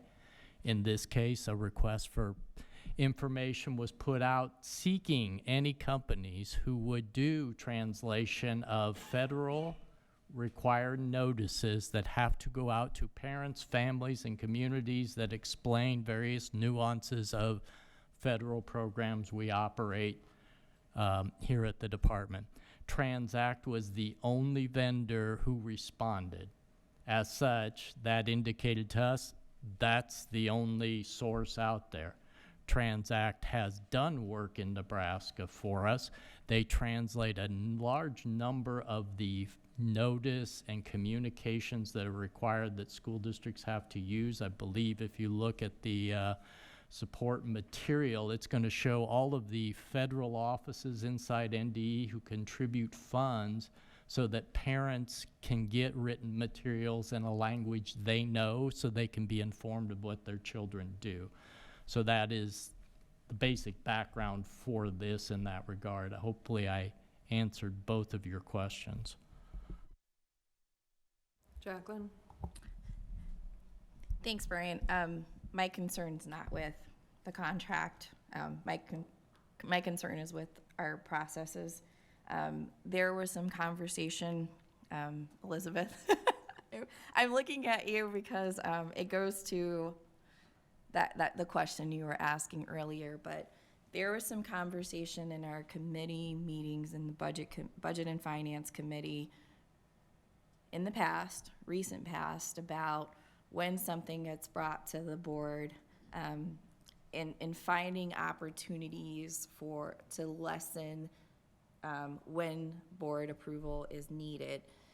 And one of the, I'm going to say gray areas for me, but one of the things I was trying to determine is when we do these 3-year contracts versus 1-year contracts, and if we're doing a 3-year contract, is that something we don't need to bring back necessarily every year for board approval to kind of help the department out with less paperwork and things like that? And so this stood out to me as maybe one of those special instances that's different. And so when I saw that there's a waiver, then I thought, okay, is this waiver something that the Budget and Finance Committee would have looked at, and then that then is something procedurally that allows us to bypass another board process later? Or I heard you say you do authorize the waiver. Is that authorization based on a legal interpretation that has to happen of whether or not a waiver can be granted? Or is that a department policy that you, as deputy commissioner, can approve a waiver of this type? And I know that's probably technical, but I want you to know where I'm going. It has nothing to do with Transact Communications as an entity. It's more about us shoring up our own processes. So this is part of the internal process as your bylaws and operating policies and everything. The commissioner has the authority to execute administrative memorandum that directs staff. In that memorandum for this item, it currently says contracts can only be for 1 year, but that can be waived and a longer contract done. So in this item, since it's in some ways, I don't want to say this is routine business, but this is really about translating notices and everything to parents in languages they can read. This is not about new policy or whatever. This is just ongoing work that school districts, departments, staff, whatever, can access to use so parents can receive information about certain programs that school districts are offering so they can understand and make informed decisions. That, to me, what the reason why, number one, there was only one responder to the proposal we put out there, which indicated, okay, this is not a field in which there are numerous companies operating for which there's variation in the work that's going on. This is kind of, as a lawyer and a bureaucrat, this is the part of the bureaucratic of making sure when parents get something, they know what they're reading and they can understand it. So that's why it felt, did we need to bring this back to you next year to renew the contract for Transact? No. It did not seem that that was a policy decision of the board that needed you to have input on. The other questions about policy decisions and all that go back to some of the nuances of how we go about putting out bid proposals and all of that. So I'm not sure in the sense of these are some of the changes that have gone on since that conversation. I think you're referencing that you were on last year of trying to reflect and be more transparent and also following established procedures. So Yeah,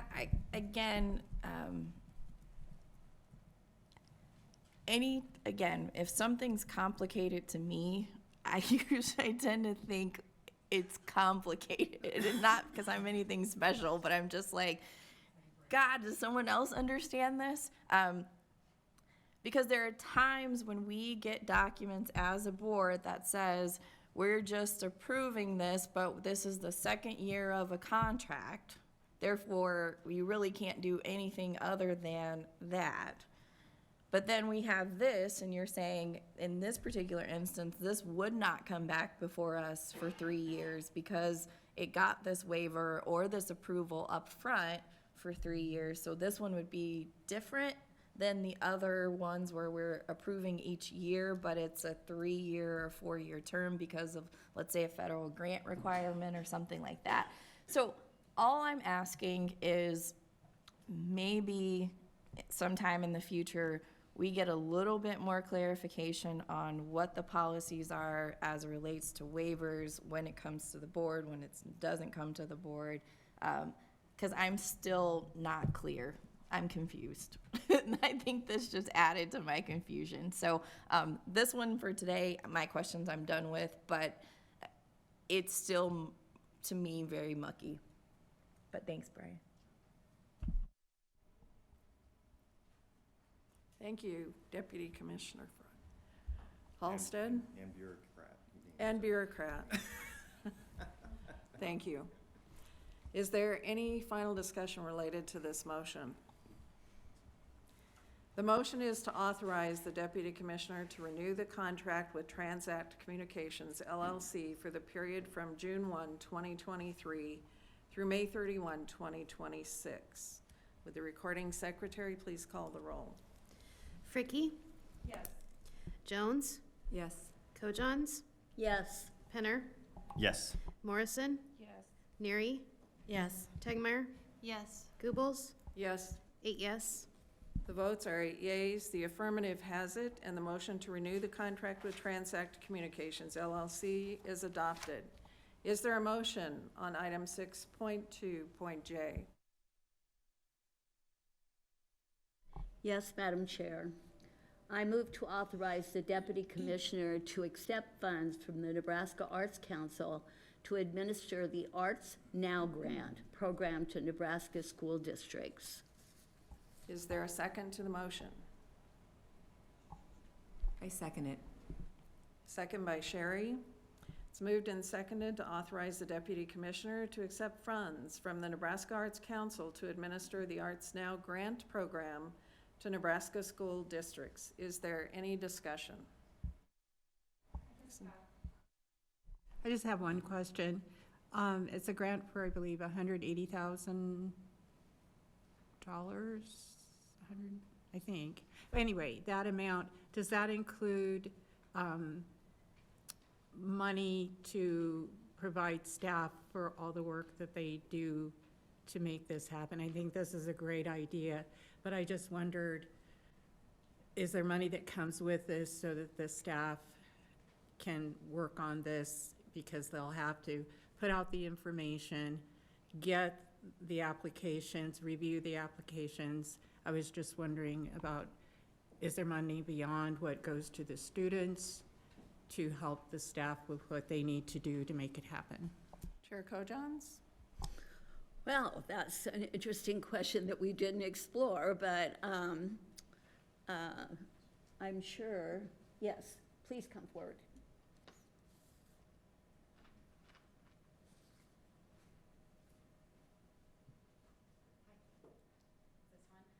We did not do any set aside for this funding. It was a little complicated between our internal processes, the Nebraska Arts Council, and then the Nebraska Cultural, endowment. So no set aside. We're gonna try to do all the work internally ourselves, and we've got some things in place to be able to do that.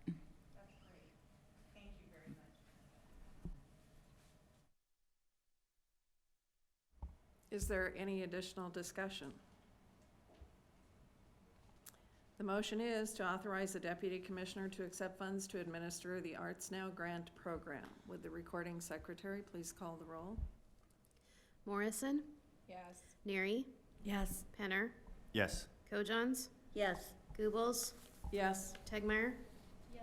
Fricky, Yes. Jones. Yes. 8 yes. The votes are 8 yeas. The affirmative has it, and the motion to accept funds is adopted. That ends the budget and finance marathon. Our next agenda item is the committee report from Planning and Evaluation Committee. Chair Deborah Neary. Thank you. I'm going to make Patsy's report look short, okay? So settle in, everybody. It's not difficult to make me look short. So first of all, thank you to my fellow committee members, Lisa Fricky, Patty Goebbels, and co-chair Vice Chair Sherry Jones. And thank you, Sherry, for running the meeting yesterday since I had to participate over Zoom. We've had 2 meetings over the past month, long meetings, so there is a lot to cover. But in March, we met, and we had, at that meeting, we had 2 people from the TAC Advisory Committee, the Technical Advisory Committee, they call it TAC. These are appointed people by the governor of Nebraska in order to help us review our assessment tools. And even though this was not an official report from the TAC committee, it was 2 educators giving us some input into questions that we need to continue to discuss. And one of the things that last month we reported that we heard from staff that we would need to be sending out an RFP in June, excuse me, for our next assessment process. And so what we've learned now is that we don't have that urgency. There are going to need to be new RFPs, but we're going to be able to wait until Dr. Maher is on board and that we have more input into what that process needs to look like. The 2 TAC are the 2 educators that joined our committee in this discussion, made some recommendations for us to consider. They wondered, first they were recommending on behalf of themselves as individuals that they would like to see NSCAS growth as a year-end summative and MAP growth for the formative evaluation throughout the year. They also wondered if we shouldn't put together a committee that included some of the members from TAC in order to help us in writing RFPs and also consider maybe whether there shouldn't be 2 different RFPs, one for the summative evaluation and one for the formative. Yesterday we met and had more discussions on that. We also discussed the community action plan from the learning community, which was approved by their board on March 16th, and it will remain in effect until the end of the 2025-26 school year. We will have an action item regarding the approval of the non-public schools. The Rule 14 schools, the committee discussed the approval process also for the Rule 18 interim program schools. There was a presentation on the authority and approval process for these programs. Their renewal is granted based upon compliance during the prior school year. NDE staff will return next month to seek approval for the Rule 18 interim program schools. We reviewed the Rule 84 accreditation process for ESUs. There's 17 ASUs whose accreditation is based on their submission of their annual compliance report and a continuous improvement visit. Staff will return next month with more on that. We discussed the Rule 10 accreditation process for schools, the approval process for new interim program schools, new schools, and adding grades to approved schools, and the approval process for educator preparation programs. Sorry if that didn't come out clearly. You can ask questions. NDE staff will return with more on that next month. The committee received an update on the evaluation of the NDE's content area standards development process. Remember, we had a committee that looked into that. A report has been sent to the staff. The staff are going to come back to us, looking at the recommendations, and then making recommendations to our committee and then to the full board.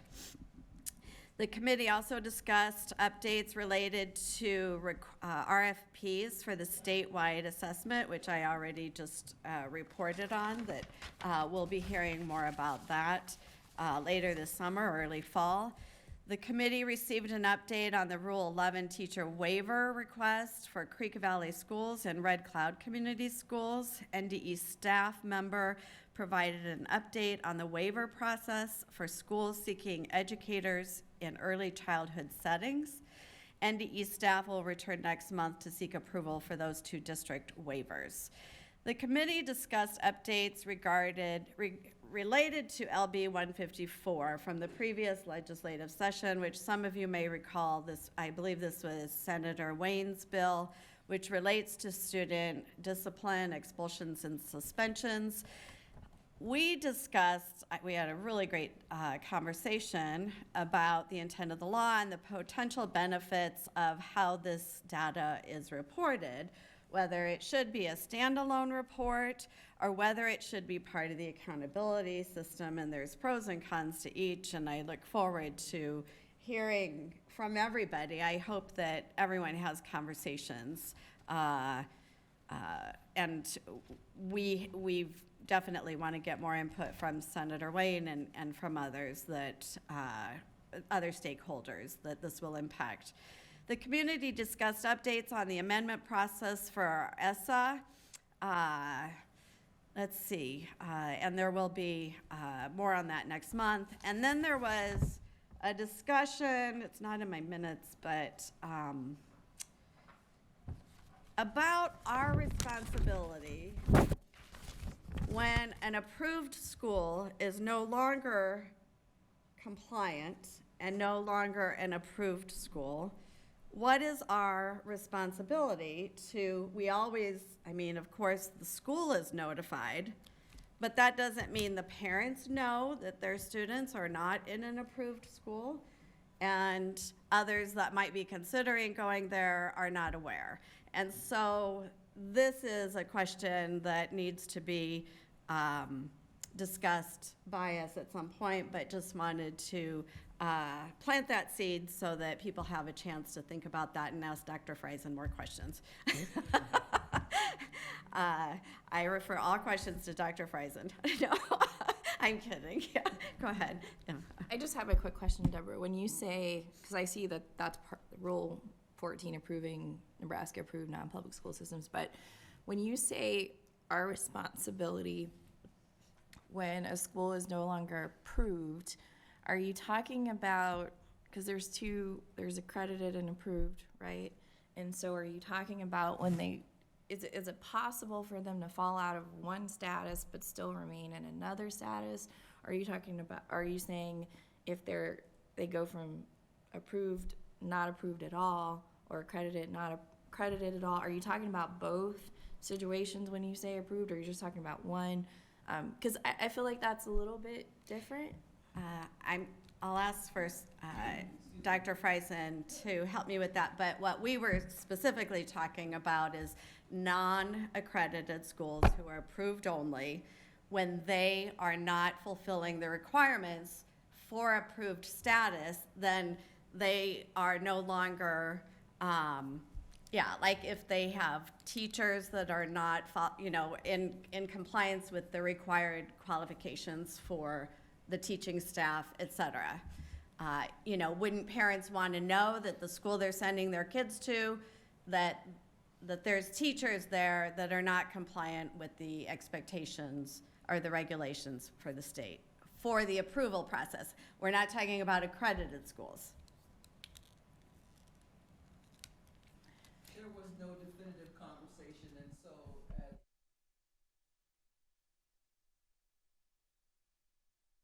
some preliminary introductory discussion around violations, and I think that's almost as far as we got in that conversation in terms of, as Mrs. Neary said, if a child is in a classroom where there's a non-certificated teacher, would a parent want to know that or not?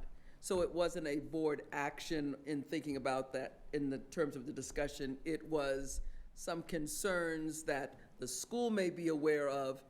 Is a parent aware of that? And what will we do in the future with that thought?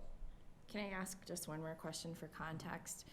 When you said what's the board or the department's responsibility to the parent, do we currently have things in place about what the school's responsibility is for notifying the parent? Because I think that puts the onus on two different entities, and so just wondering, did your committee discuss whether it was the department's responsibility or is it ours to put something in place to require the schools to notify parents of certain things?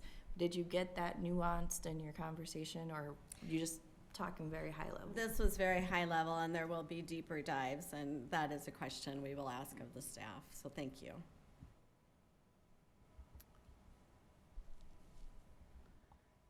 Chair Neary, I'm assuming that you were completed with your report?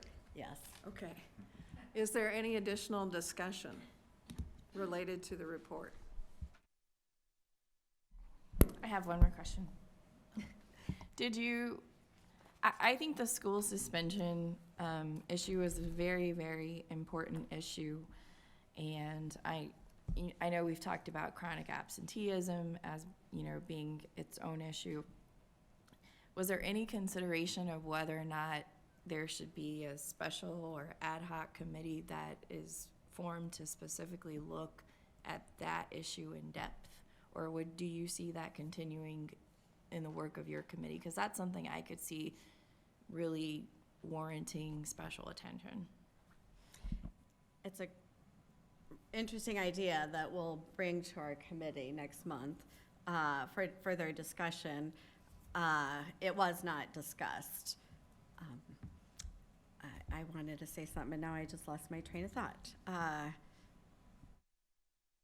Never mind, but thank you for bringing up that point. Madam President, I have an additional question, and this may actually require some staff to answer. So the committee discussed the Rule 10 accreditation process, which obviously is for our accredited schools. However, I was approached by a school board member in District 7, which is where I live and represent, notifying me that the particular district had not been audited for their accreditation. It had been 22 years. And so I'm curious what the department policy is on audits of school districts before awarding accreditation. This board member was concerned because, well, for various reasons. I won't go into that.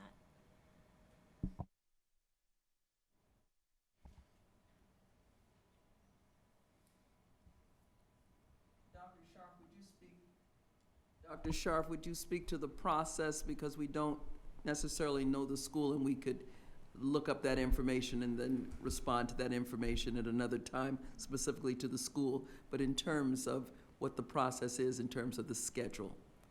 Good morning. There are 244 school districts, public school districts in the state of Nebraska, along with non-public school systems that opt to be Rule 10 accredited. So the way we monitor Rule 10 accredited schools is by the annual assurance statement due November 1st each year. And there's other various reports, personnel reports, curriculum reports, and things that we monitor throughout the year that are tied to regulations in Rule 10. Another part of that is what we call on-site compliance visits, but I think a lot of schools call them audits. We call them on-site compliance visits. Since I joined the department 4 years ago as an accreditation specialist before becoming director this past year, we were averaging about 30 visits per year.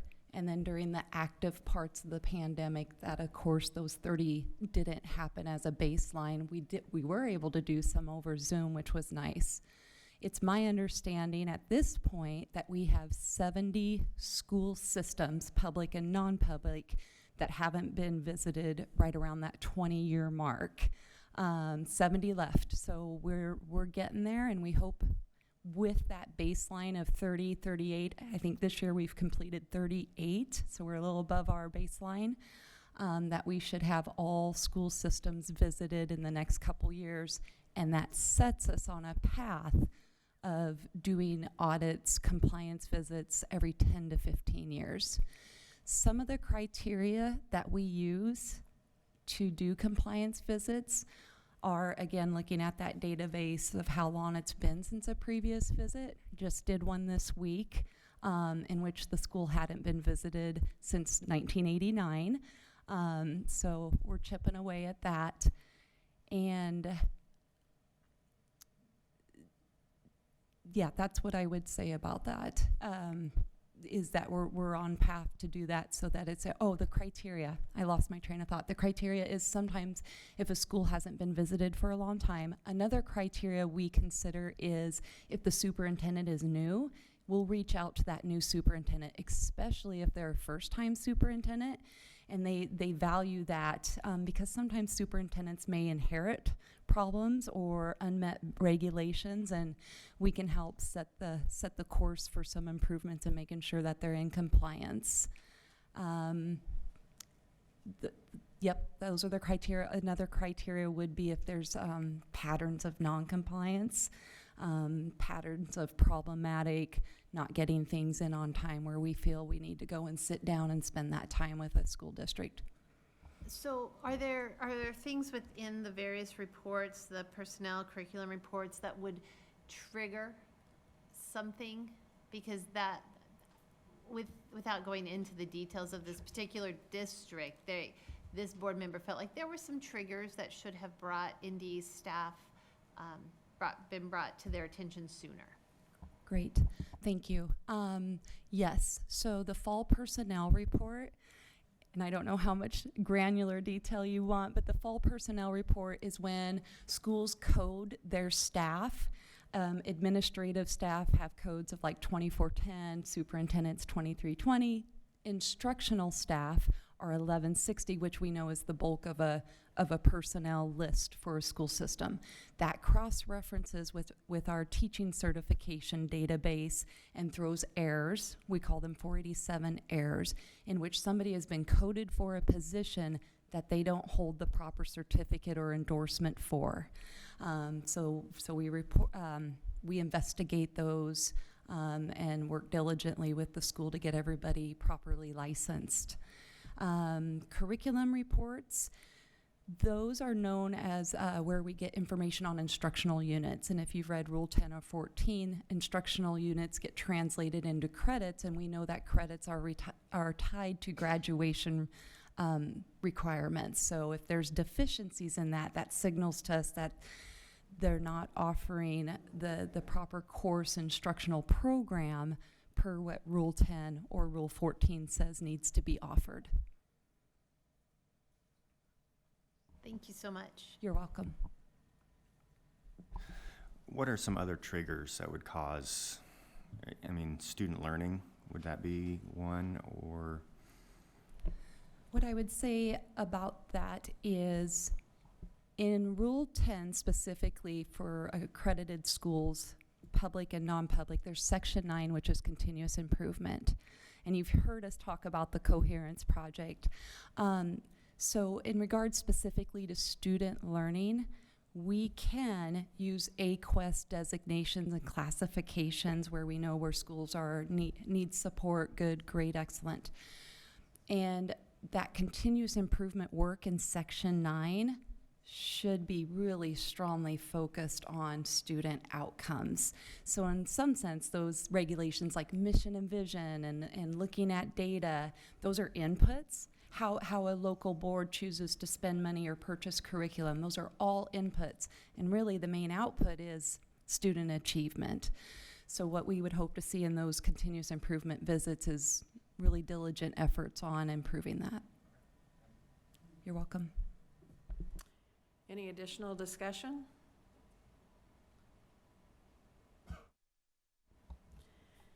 I think what we will try to do is thank you, Mickey, very much. Is there any additional, I guess what I was going to say is we have a few action items related to Planning and Evaluation Committee. I'd like for us to try and get through those before we take a break, so we'll proceed with that. I'm not saying please don't discuss if you need to discuss, but just recognize if there's long discussion, we may have a very short lunch break. All right, is there a motion on item 6.3.A? Yes, President. I move to approve the 2023-2026 Community Achievement Plan of the Learning Community of Douglas and Sarpy Counties. Is there a second? I second. Second by Sherry. The motion, it's moved and seconded to approve the 2023 through 2026 Community Achievement Plan of the Learning Community of Douglas and Sarpy Counties. Is there any discussion?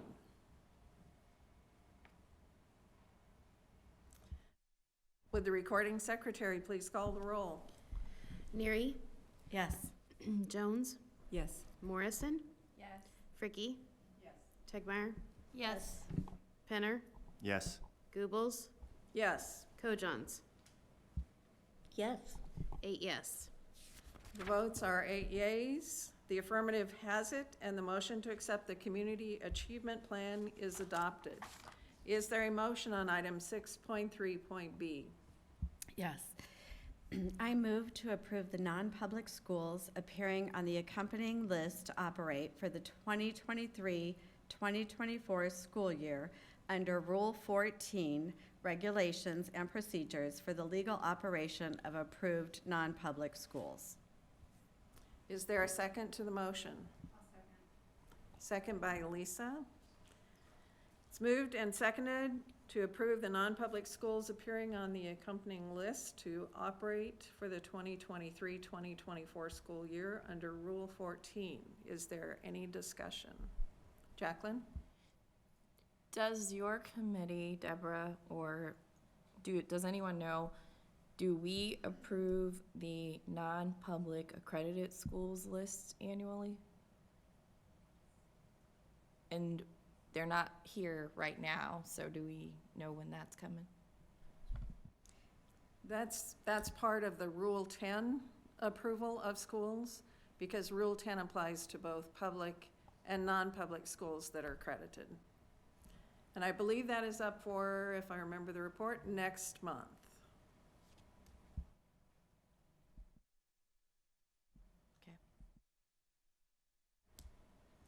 Any other discussion? The motion is to approve the non-public schools appearing on the accompanying list to operate for the 2023-2024 school year under Rule 14. Would the recording secretary please call the roll? Penner, Yes. Neary, Yes. Morrison, Yes. Tegmeyer, Yes. Goebbels, Yes. Jones, Yes. Kojans, Yes. Fricky. Yes. 8 yes. The votes are 8 yeas. The affirmative has it, and the motion to approve the accompanying list of non-public schools is adopted. Is there any discussion on item 6.3.c or 6.3.d related to the approval and accreditation processes? We've had some discussion, I think, about that already in general. Is there any additional discussion?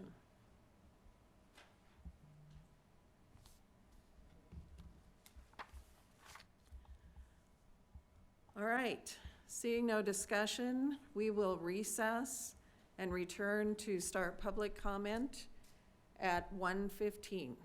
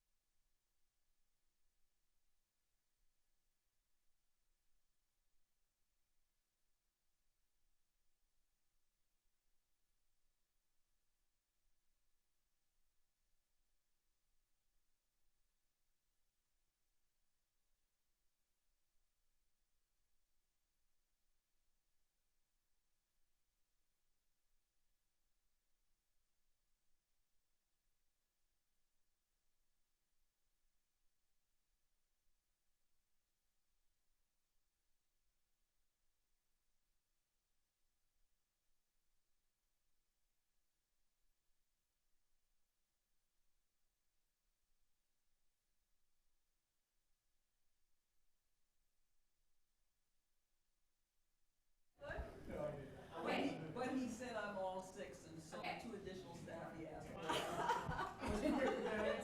So the first type is the wonderer, and that's the person who asks, well, why do we do it like that? Well, why is it this way? You got 5 to go. Why are things You got 5 to go. invention? That's the person who comes up with the solutions, like, I think we should do this, and how about this idea? The discerner, but if we do this, then that, and then if we do that, why don't you tweak it this way? Okay. The galvanizer, okay guys, this is a good idea. We're gonna do this. That's the person who gets everybody on board with the idea. Enablement, those are the people, those are the worker bees, the ones who are getting the work done, who are always volunteering to do something to help us see their projects. And the last person is tenacity. That's the person who gets the project across the finish line because they like to see the final result done. So that's the one who will carry it out. So It is 1:15, so we will now have our public comment. galvanizer.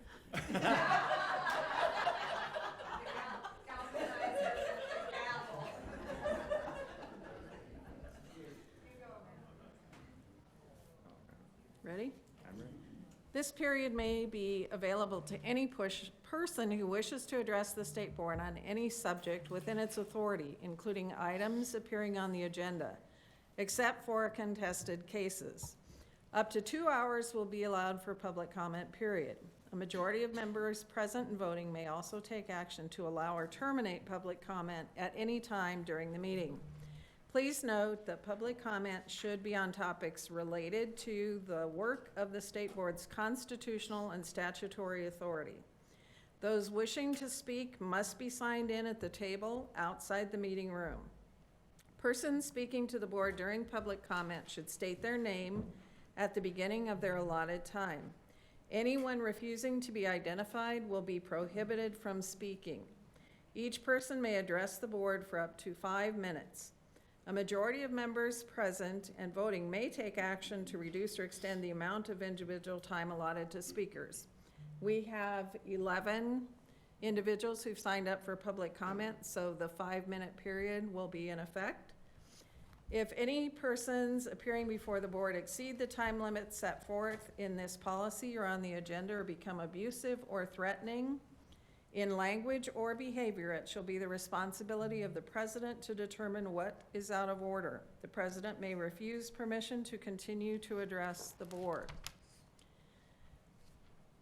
Our Vice President, Kirk Penner, will announce the names of the first 10 speakers, who will please move to the front and sit in the designated chairs. All right, Catherine Schneider, Alyssa Martin, Lauren Kuzi, Cami Riley, Liz Davids, Kristen Fowler, Linda Vermooten, Steve Davies, Patrick Peterson, Amanda Ripley.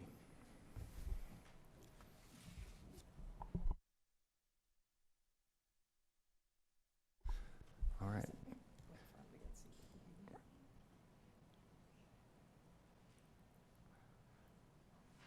All right, number 1, Catherine Schneider.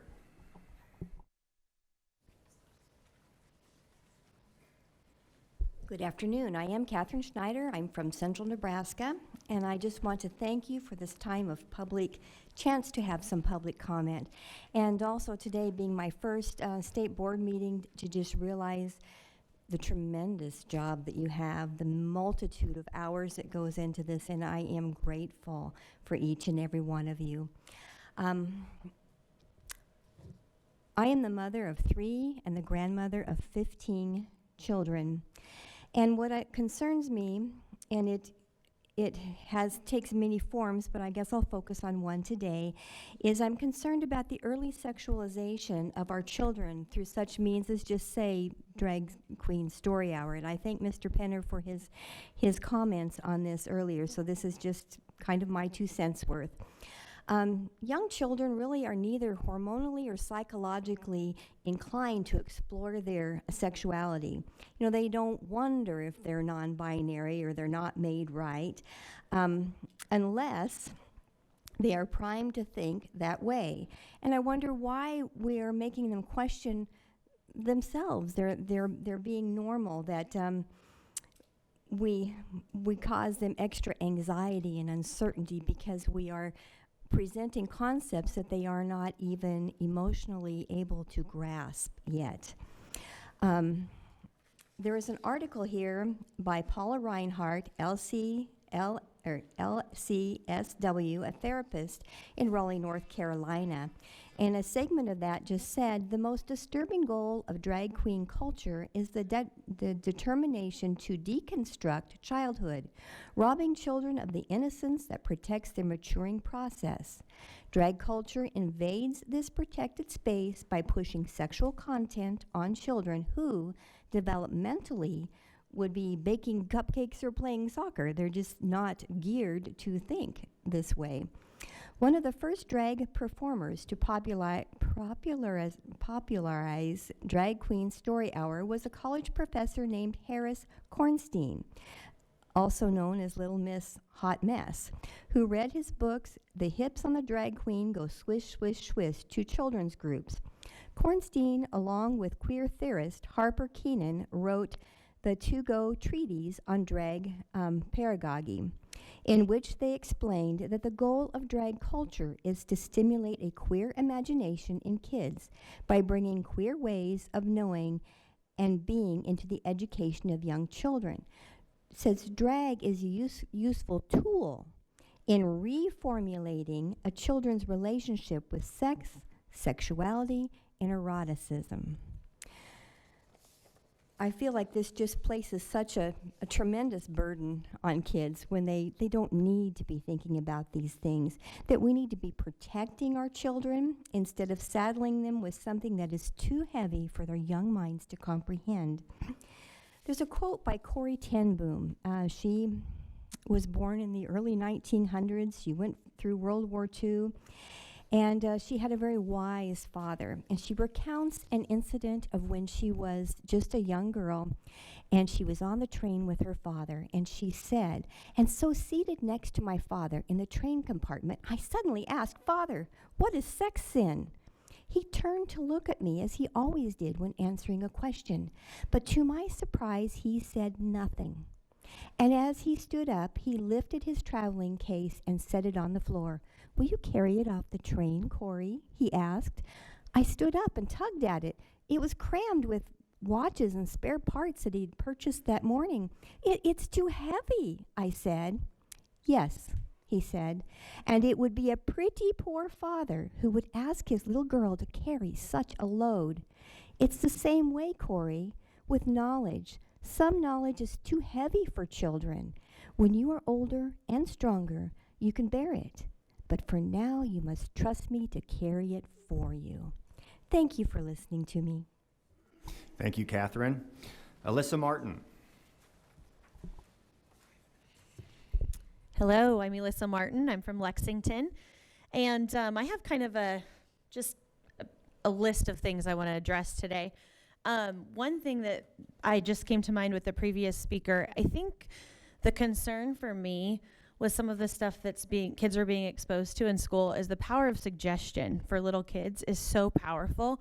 And there's a lot of things that if they're not suggested, kids are not going to naturally be inclined towards things if it's not pushed on them. And I feel like there's a lot of things that are being pushed on kids. So I was just thinking, I have one of my sons will turn 8 the end of this month, and he's been thinking about what he wants for his birthday. And I already have his birthday gifts purchased. And so we've sort of been suggesting things that he might want for his birthday that happen to be the things that he's already getting. And he's going to be excited when he gets those because he has the idea that he wants those, even though he didn't necessarily come up with the ideas of books and puzzles on his own. When he gets those, he'll be happy because the suggestion has been made and been planted in his head. And I think you can take that and apply that to a lot of things, negatively and positively with children. What I really wanted to talk to you today, first of all, I want to publicly thank my representative, Elizabeth Techmeyer, for the efforts that she's made in really bringing transparency to the Board of Education position. She's been doing a great job out in District 7, which is a huge district, of letting her constituents know what's going on at the board. And I had no idea before I got involved, and you guys know I've been coming to these for a while, so now I have a clue. But before that, I didn't even know there was a Board of Education. So Elizabeth, thank you for the efforts that you're doing with that, and all of us out in central and western Nebraska appreciate that. What I wanted to talk about today really was the teacher shortage. And I used to be a teacher. I was a high school English teacher, and I loved teaching. And I was one of those kids that knew I wanted to be a teacher from the time I was very, very young. And I'm assuming that a lot of you probably felt that way who were educators, because I think when we have a heart for education and a heart for people, you just know that that's what you're called to do. And I was thinking this morning when the Teacher of the Year was talking about the high school kids that she'd worked with and how excited they were about the prospect of being educators. I think we need to harness that, and we need to be making teaching appealing again. And I think what appeals to people that have the heart of a teacher, about teaching is that opportunity to impact people, is the opportunity to impart knowledge, is the opportunity to see those light bulb moments go off when kids make a connection and they get it. What doesn't appeal to teachers is having to deal with all of the drama that goes along with educating. And I know when we work with people, there's going to be drama sometimes, and there's going to be hard things because people are messy. That's just the reality of all of us as humans, is that we're messy, we make things complicated. But I think that if we can get back to having education be about the basics, about teaching kids to read, teaching kids to write well, be excellent communicators, teaching kids basic math skills so that they can go on and be successful in the workplace and what they're doing in their lives, I think you're going to have some of the teacher shortage addressed by things like that, because the people who are called to be teachers are called to that position because of their heart. And the reason that a lot of them are leaving is because they're having to deal with all this other stuff that is just too much for their hearts. And I can speak from that from experience. I have lots of educators in my family and lots of friends who are educators, because that's what I was. And so I know that that is a predominant thought with many current educators as well. The other thing I was going to share is that a way to get high school kids involved, I was talking with a teacher who had shared with me that in their school, they have a program where their seniors can actually, if they have a free period, they can actually serve as a para in the school, like in the elementary school during that free period time. And it gets them exposed to being in the classroom, gets them exposed to working with kids. And for some of them, it does create that little spark of like, oh, maybe this would be something that I would enjoy. So I think ideas like that are definitely worth looking at, of ways to engage young people and just give them an idea of what education could offer them as a career. So thank you all for what you're doing. Thank you, Alyssa. Lauren Kuzi.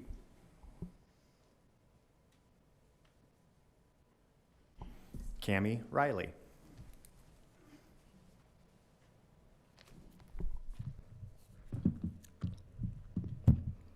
Hi, my name is Cammie Riley. I'm from Norfolk, Nebraska, and I'm going to read something to you today that you've probably heard before, but God placed it on my heart that it needed to be heard today. My prayer is that it speaks to each one of you today. And if your eyes are not open to the spiritual warfare going on in the world, that today God opens your eyes and that you don't fall victim to the lies of the evil. In 1965, Paul Harvey wrote, "If I were the devil, if I were the devil, if I were the prince of darkness, I'd want to engulf the whole world in darkness, and I'd have 1/3 of its real estate and 4/5 of its population, but I wouldn't be happy until I had seized the ripest apple on the tree, thee. So I'd set about, however necessary, to take over the United States. I'd subvert the churches first. I'd begin with a campaign of whispers. With the wisdom of a serpent, I would whisper to you as I whispered to Eve, do as you please. To the young, I would whisper that the Bible is a myth. I would convince them that man created God instead of the other way around. I would confide that what's bad is good and what's good is square, and the old I would teach to pray after me, Our Father which art in Washington.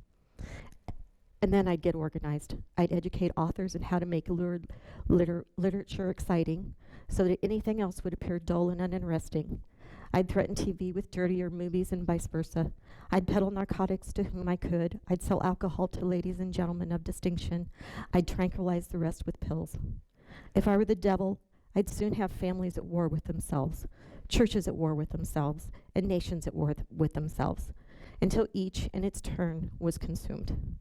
And with promises of higher ratings, I'd have mesmerizing media fanning the flames. If I were the devil, I would encourage schools to refine young intellects, but neglect to discipline emotions. Just let those run wild until before you knew it, you'd have to have drug-sniffing dogs and metal detectors at every schoolhouse door. Within a decade, I'd have prisons overflowing. I'd have judges promoting pornography. Soon I could evict God from the courthouse, then from the schoolhouse, and then from the houses of Congress. And in his own churches, I would substitute psychology for religion and defy science. I would lure priests and pastors into misusing boys and girls and church money. If I were the devil, I'd make the symbols of Easter an egg and the symbol of Christmas a bottle. If I were the devil, I'd take from those who have and give to those who want until I had killed the incentive of the ambitious. And what do you bet I could get whole states to promote gambling as the way to get rich? I would caution against extremes in hard work and patriotism and moral conduct. I would convince the young that marriage is old-fashioned, that swinging is more fun, that what you see on TV is the way to be. And thus, I could undress you in public. I could lure you into bed with diseases for which there is no cure. In other words, if I were the devil, I'd just keep doing right on doing what he's doing.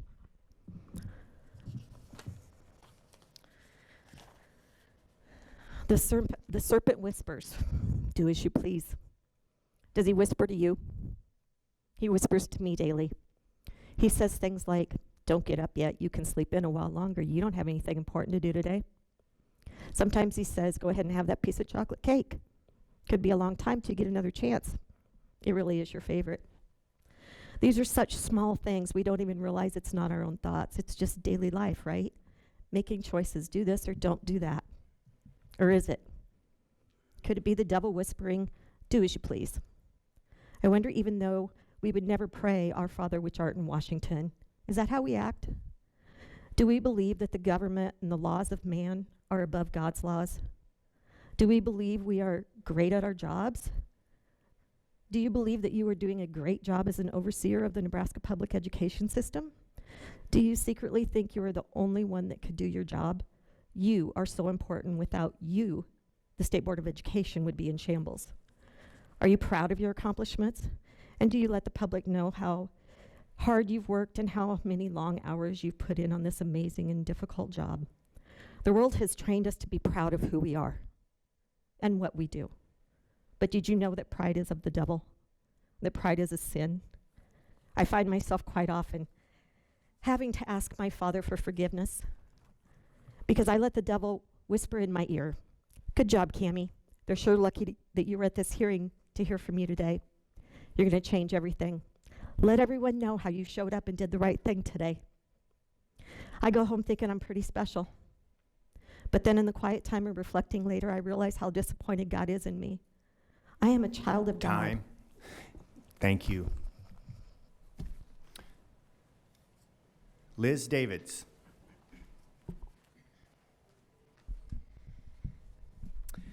Good afternoon. It's been a while since I've been here, so I have a potpourri of things to talk about. According to the National Assessment of Educational Progress, between the years of 2015 and 2022 in the state of Nebraska, 4th grade proficiency dropped 8 points in reading. 8th graders are down 10 points in reading proficiency. 4th grade math is down 2 points, and 8th grade math proficiency is down 7 points. Why are we losing ground? It's not the teacher's fault. You know they're teaching their hearts out, but you are the ones who set curriculum, and you are the ones who decide the curriculum priorities.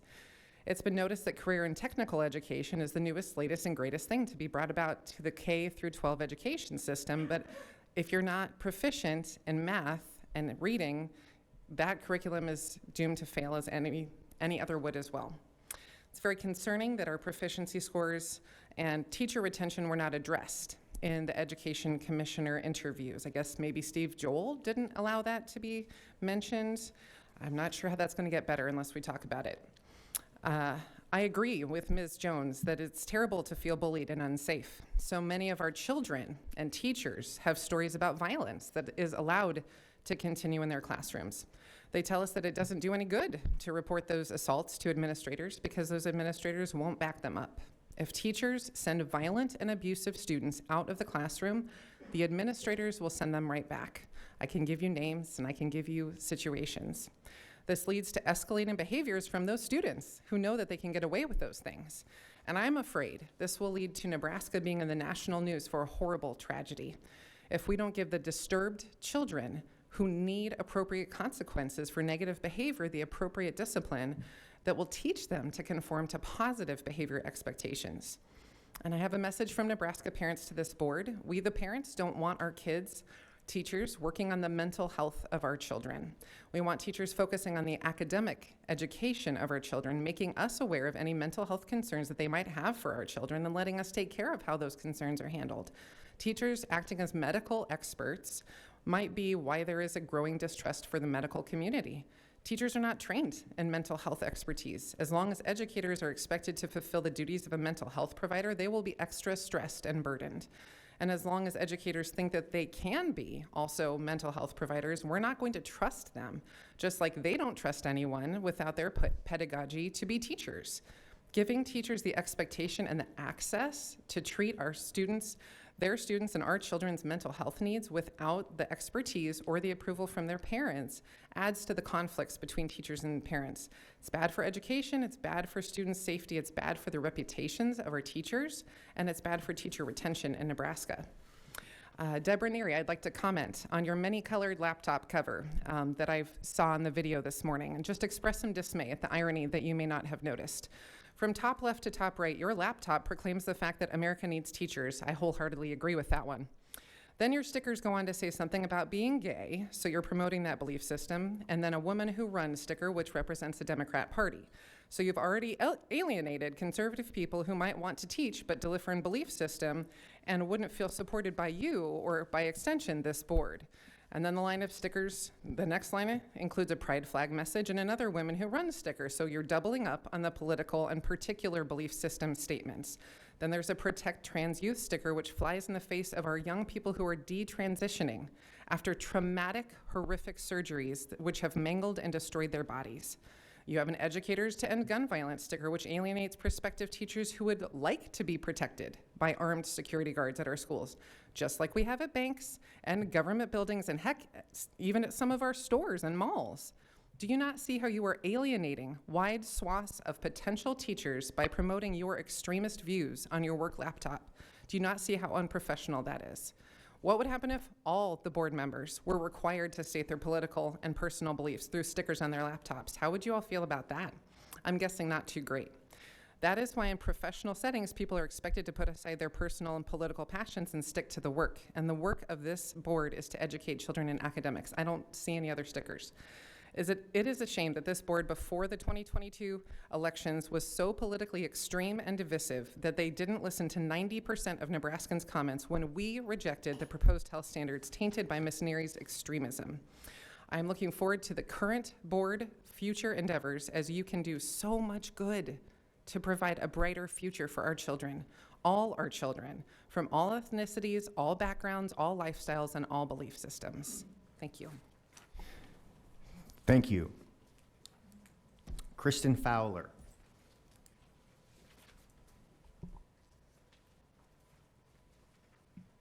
Hi, I'm Kristen Fowler. I'm from here in Lincoln. I just had a few comments about the Teacher of the Year. Ms. Jones, the 2023 Nebraska Teacher of the Year, began her presentation today mentioning her obstacles, and she presumed that we would know what that meant. All that I know is what I've seen on social media, so I'm going to recap that. Last year, Ms. Jones commented on the Drag Queen Story Hour training session. She had attended a conference for educators. Disgusting. She praised these men dressed as gaudy caricatures of women, and she said she would be implementing some of their principles in her high school classes. When she was named Teacher of the Year and parents wanted to know who she was, we scoured social media looking for what she praises and values.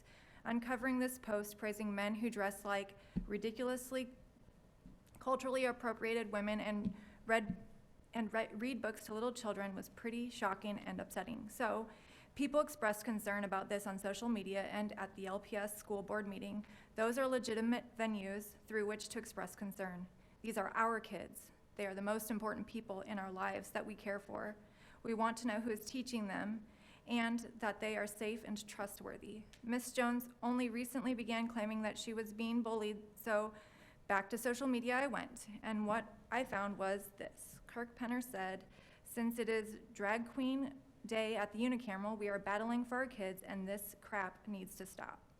Seems like a general enough statement, not aimed at any one person in particular, and certainly not aimed at Ms. Jones. But Ms. Jones took it upon herself to respond to Mr. Penner's general statement with a very pointed insult, and I quote, "I'd trust a drag queen over you with my kids every day and twice on Sunday.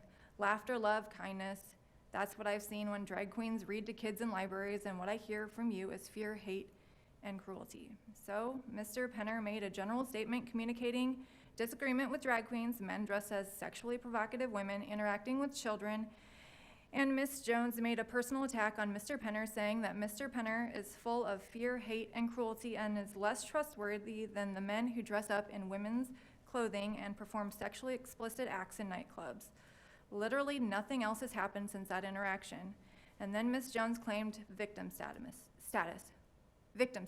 She insulted Kirk Penner directly, and she claimed victim status. You heard today that she has claimed to have obstacles in her tenure as Teacher of the Year, but I have never heard her give details of such terrible obstacles or provide proof of said obstacles like screenshots of emails, social media, etc. If she actually is being bullied, the evidence would be easy to share and easy for you all to act on. But since she hasn't shown any evidence either here or on social media, I will take her word. Her word is that she loves the effect that drag queens can have on children, and she personally attacked a state board of education member for saying otherwise. That doesn't seem very tolerant or kind. It certainly seems to be the bullying, harassing, and spreading lies about people who do not share the same opinion as you. which is what she claimed Mr. Penner has done to her in her March 26th Facebook post. If there is more behind the scenes, we certainly deserve to know it. I don't know why she would keep it private, and if there isn't, then she deserves to be reprimanded by this board for the completely unprofessional manner in which she has represented you as the selection organization and the rest of Nebraska teachers, since she represents all of them as well. But since she was the only certified teacher who was nominated for the Teacher of the Year award, maybe this is what we should expect from her. Hopefully you'll have more quality teachers to choose from who represent a larger majority of Nebraskans' values this year. Patsy Cook-Johns, I'd like to ask you, what obstacles do you know that Ms. Jones has faced? You remarked this morning that you are sorry she has had to face so many obstacles. To what were you referring? What obstacles has she had to face? Are you referring to the social media bullying tactics that she employed against Mr. Penner here? Are those the so-called obstacles you think she has had to face? If so, that's a very telling statement that you believe that Ms. Jones is the victim when she herself is the perpetrator of bullying. Hopefully Space Camp will help her forget the trauma of bullying and of the bullying during her Teacher of the Year tenure, trauma that she caused at her own hands, literally. I just also would like to say, she brought up a point about using high school students to help with elementary age students, and I've always thought that in our after school and before school programs that might be a good place to use them, because we normally can't find enough adults to supervise these children, and that just might be a good way of getting the high schoolers involved with the young ones. Time. Thank you. Thank you. Linda Vermooten.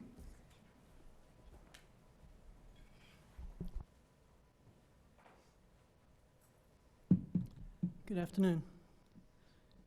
I'm happy to stand before you today. I have some questions to ask. World leader in science, world leader in mathematics, world leader to the space. Is that not who we identify ourselves as, Americans? And we are proud to be that. But I have to say, when I look at our education system today, I have to shake my head in shame. Although I know that I live in the Omaha area and we have the most money in the state, our schools are not doing very well. 56%? You kidding me? That's a failure in most places. We are failing our children if we think this is education. And yet, at the same time, when we are failing to provide the basics of what they need, what they used to get in an 8-room schoolhouse. I was talking to a friend of mine the other day who graduated from one said school in the Omaha area. He grew up here. And his teacher taught all 8 grades in one room. She was obviously a gifted, talented teacher, because when they went to high school, 2 of her students were the toppest, the highest scoring students. One was the valedictorian and one was the second student. We have come such a long way. We have all this technology. We heard today of millions of dollars going to be invested in technology. It doesn't equate to educating our children. And yet, as we've heard from many other people that have testified, a lot of concern about what is being pushed on our students. When you look up Nebraska and you look state policy information, it states this: state sex education policies and requirements at a glance. Nebraska schools are not required to teach sex education. Yes, you heard that right. That's what you find when you look it up. So then why is it that we are pushing this on these innocent little children? Why is it that on a daily basis, the most unsafe place for our children is to go to school, where daily they are raped emotionally and intellectually and in an arena that they cannot hold the weight? We heard that quote from Corrie ten Boom, that knowledge is too heavy, and yet people are pushing to a 5-year-old, a kindergartner, that they should have sex education. There's consequences to the sexualization of our children. The APA stated that there are common mental health issues that result with people that are sexualized. When you go and pull out a book that you can go into any school library in our state and find multiple books that are pornographic in nature. I was at that hearing at the legislature, and I heard book after book after book read to the legislators. Why? Because when we tell them how bad it is, they don't believe us. If I were to stand on the street corner and hand out those same books, one of these nice officers would come up and say, "You're under arrest for the distribution of pornography." Why is it that we think it's fine in our education system to give this to our children? What are some of those side effects? Self-esteem is damaged, irreversibly damaged. You will keep people like myself employed for a lifetime with what we are doing. We have a tsunami of pornography addiction that's about to hit our nation that we have never seen the likes of which, because we are promoting this kind of literature, and I didn't see any literature value in any of those pieces and any of those books I've looked at. They are flat out pornographic. You can never erase from a child's mind those words, those images that are conjured up by the pictures in the books, and also those reading by an authoritarian figure, the teacher, who we as parents teach them to look to and respect. These children will act out on those. The rape numbers are going to go up. Pedophilia is going to go up. Incest is going to go up. Suicidality and depression are already at an all-time tsunami high in our nation, in our children. When we push this on them, what are some of those side effects? Depression, eating disorders. They don't know who they are. And now we put them in a room where we force them to talk about genitalia publicly, where they would never do that in any other setting. Shame on us. We are accountable, and every one of us Thank you. and every one of you will be held accountable for your actions. Thank you for your time. Thank you, Linda. Steve Davies. Good afternoon, and thank you. I'm Steve Davies from Stromsburg, and I want to thank all of the people before me for their eloquent words that said many things I wished I could have. The main role of schools is rigorous academic excellence. We have gone too much into the periphery. Given today's world, we're going to need the greatest and most advanced STEM capability that we can ever produce. And a generation before me, many people only got to the 8th grade, and yet they became good businessmen, even engineers, rocket scientists. Now we have high school graduates that can't count change back.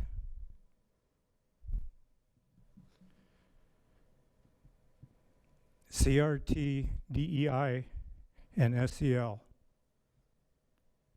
We don't fix racism by calling everybody a racist, and especially by mandating racist solutions. We interact best individually as individuals. When we coalesce into groups, when we're forced to go into groups and get an identity, that's when the negative feelings and the mob mentality start. We treat people as individuals for what they are and who they are and what they do. Equity. Our founding in our society is based on equal opportunity. Equity is socialist, communist. It is equal end result. And in education, you see other state schools that don't grade. There was a school in Virginia that didn't let two students know that they had national merit awards. They missed out on scholarship and application opportunity because they didn't want the others to feel bad.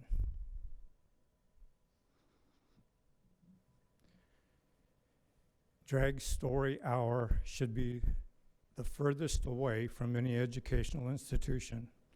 I've heard that they're fully dressed.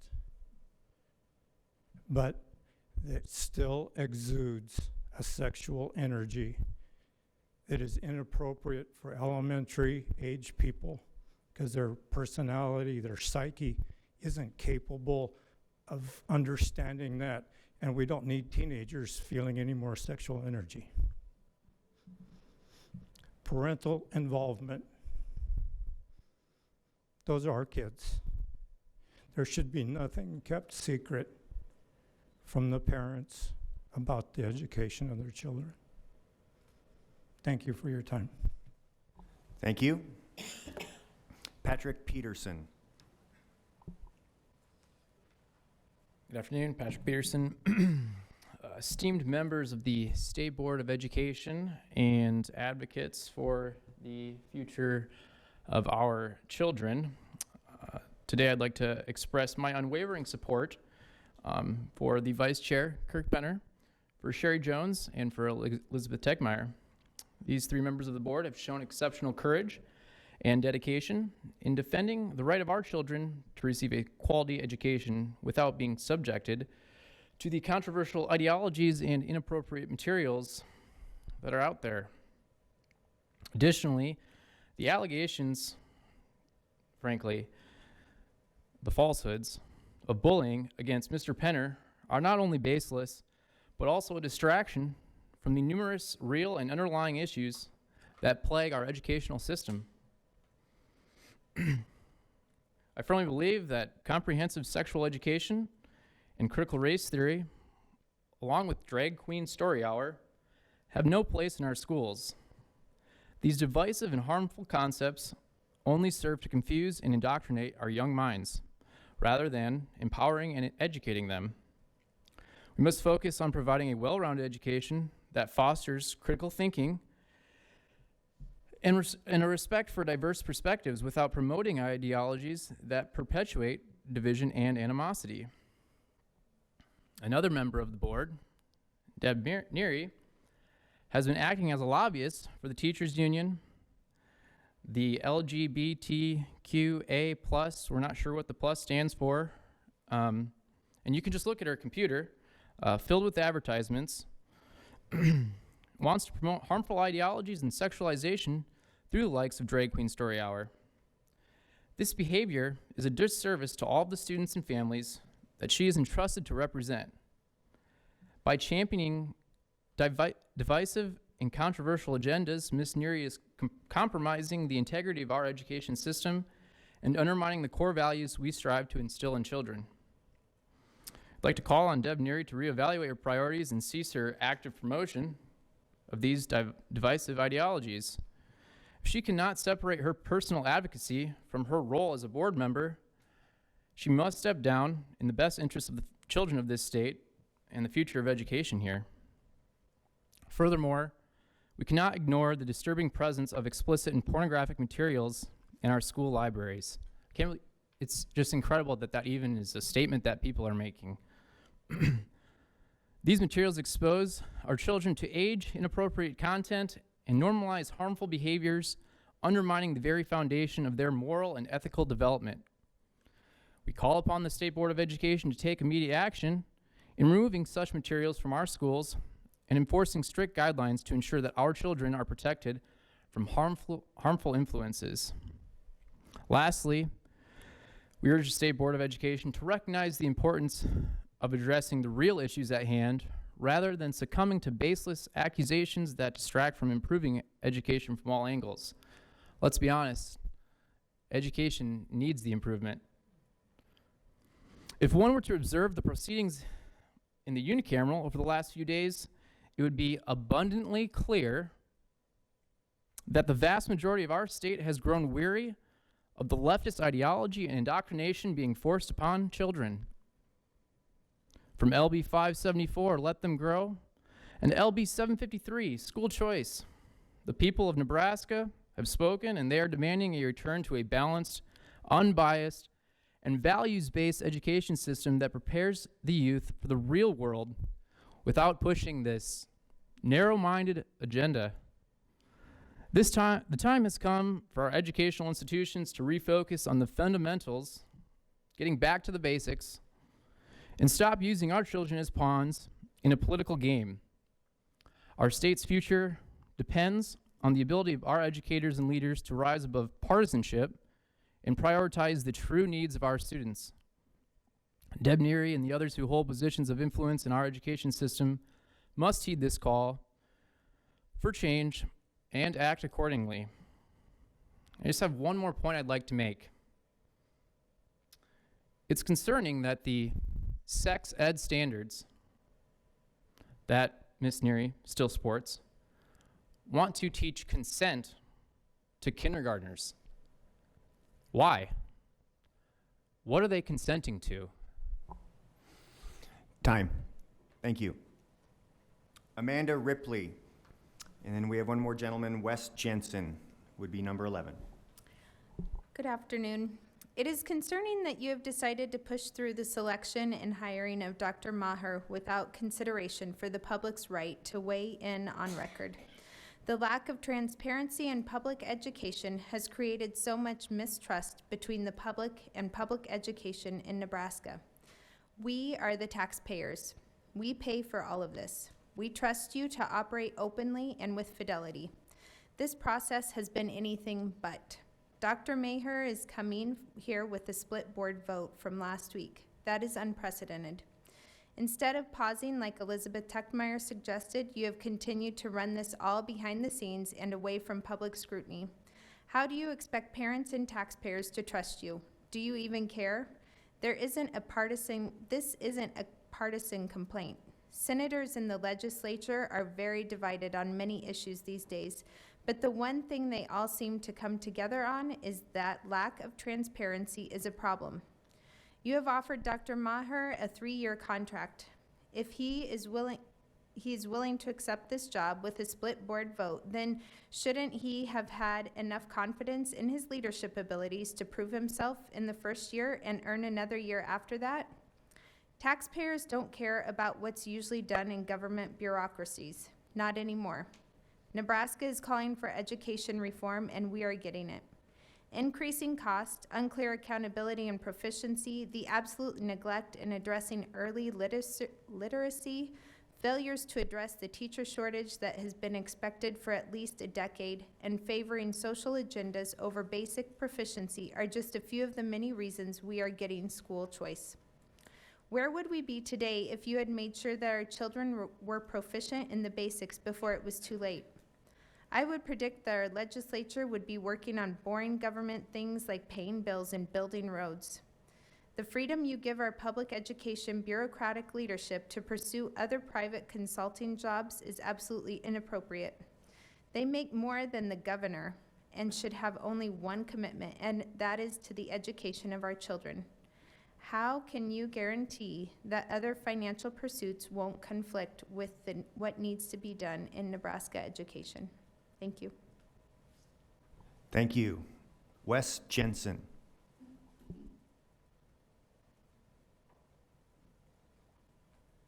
Thank you, board members. I'm glad I'm the last one.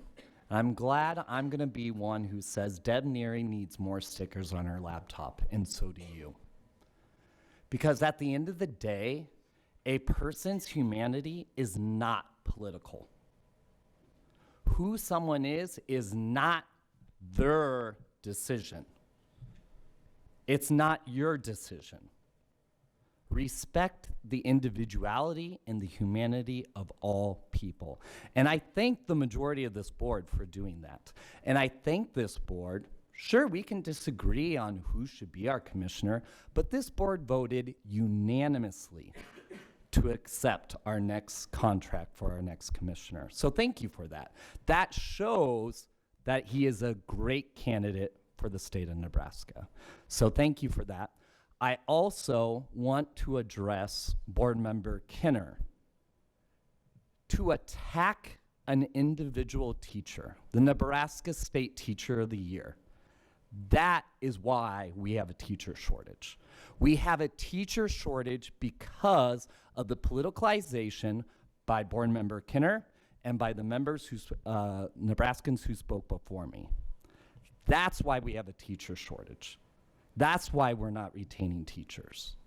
If you want more teachers, treat them as professionals. Let them do their job. That's what's frustrating, is when teachers aren't treated as professionals and other individuals think that they are the teachers. If they want to be teachers, there's ways for them to do so. You created the policies. And let's talk about true education. If we wanted true education, why are Rule 14 schools allowed to have teachers that aren't endorsed in their subject matter? Let's talk about that. 10% in elementary, 20 in middle school, 38% in high school. So if you're in a traditional Catholic school, you know, there's not that many teachers in some of them, especially in rural Nebraska. That means a whole grade can be taught by teachers not endorsed in their subject area. Do we care about that? No, because we want the privatization of education. There are board members who want that. Public education is the only way to ensure accountability, because we actually have to report on our test scores. Yeah, some of them are low, but you know what? There's a lot of them who are doing some dang good work. Let's celebrate that. Let's recognize it. Let's build on that. Let's take what they are doing and let's bring it to the other places. But instead, we want to close access to education. We want to privatize it, and we want to allow schools to do whatever they want, teach whatever philosophy they want, because that's allowed in private schools. It's not allowed in public schools. Parents have access to the education in public schools. They don't in private schools. In fact, they don't get to decide anything. It's the private schools who get that choice. You don't want a student in their schools, they don't have to take them. You want to check out the curriculum? You don't get a choice in that. They get the choice.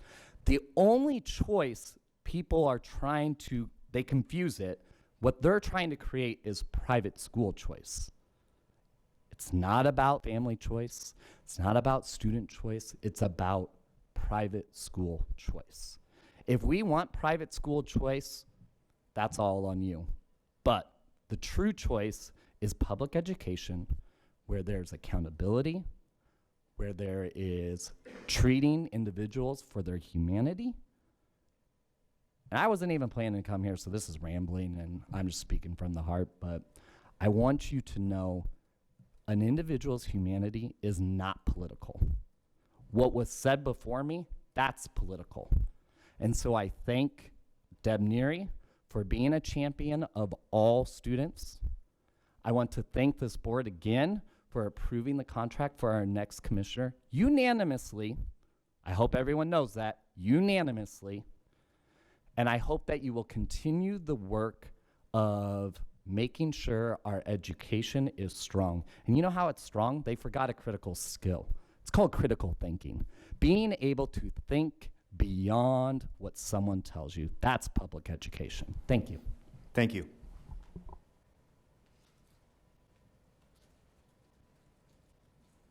That concludes our public comment period.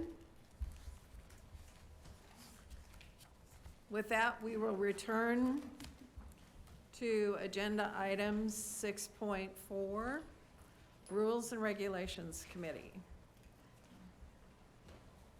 We'll wait for just a moment for people to exit. Thank you.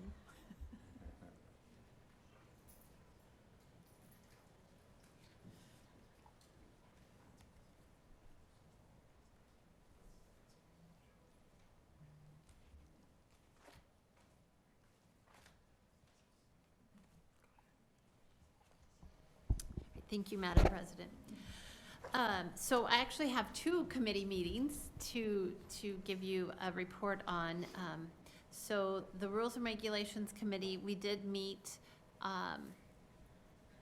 with an extra meeting on March 28th. And the members present, this was via Zoom, were Elizabeth Tegmeyer, Patsy Kojans, and Kirk Penner. Committee members heard presentations from NDE staff on Rules 20, 24, and 21 revisions. NDE staff presented policy issues and proposed a solution for each one of these rules. And what I, kind of going off my script here, what I really appreciated is the staff takes into account our board priorities and then proposes solutions for the board to consider. And we discussed these proposed solutions, and we did affirm each solution as a group. We requested that the NDE staff move forward in developing red line drafts of the rules. And the summary is presented for the board today to review. And so we'll be having a presentation on those summaries in just a little bit. We also met yesterday, April 13th. Committee members present were Chair Elizabeth Tegmeyer, Vice Chair Jacqueline Morrison, Kirk Penner, and Patsy Kojans. The committee reviewed the recommendations for Rules 20, 24, and 21 from the March meeting. NDE staff are present today and will provide a summary of our proposed revisions for the board after my report. NDE staff also presented revisions to Title 93, and that's the NDE personnel rules. The majority of the changes made to Title 93 mirror those made to the bargaining agreement, which was approved by the board at the February 2023 meeting. Committee members will review the proposed revisions prior to the commissioner approval to this hearing draft for Title 93. Committee members also received a presentation on the Rule-Making Process and Administrative Procedures Act. The committee is providing feedback on our internal rulemaking process. NDE staff will provide a rule revision calendar for the committee at the May meeting, and this will give us a calendar of when to expect each rule to come up for revision in the future. Committee members discussed the legislative priority timeline as it relates to the rules revision process. And this concludes my report submitted by Elizabeth Tegmeyer, Chair. Are there any questions for Chair Tegmeyer related to the report?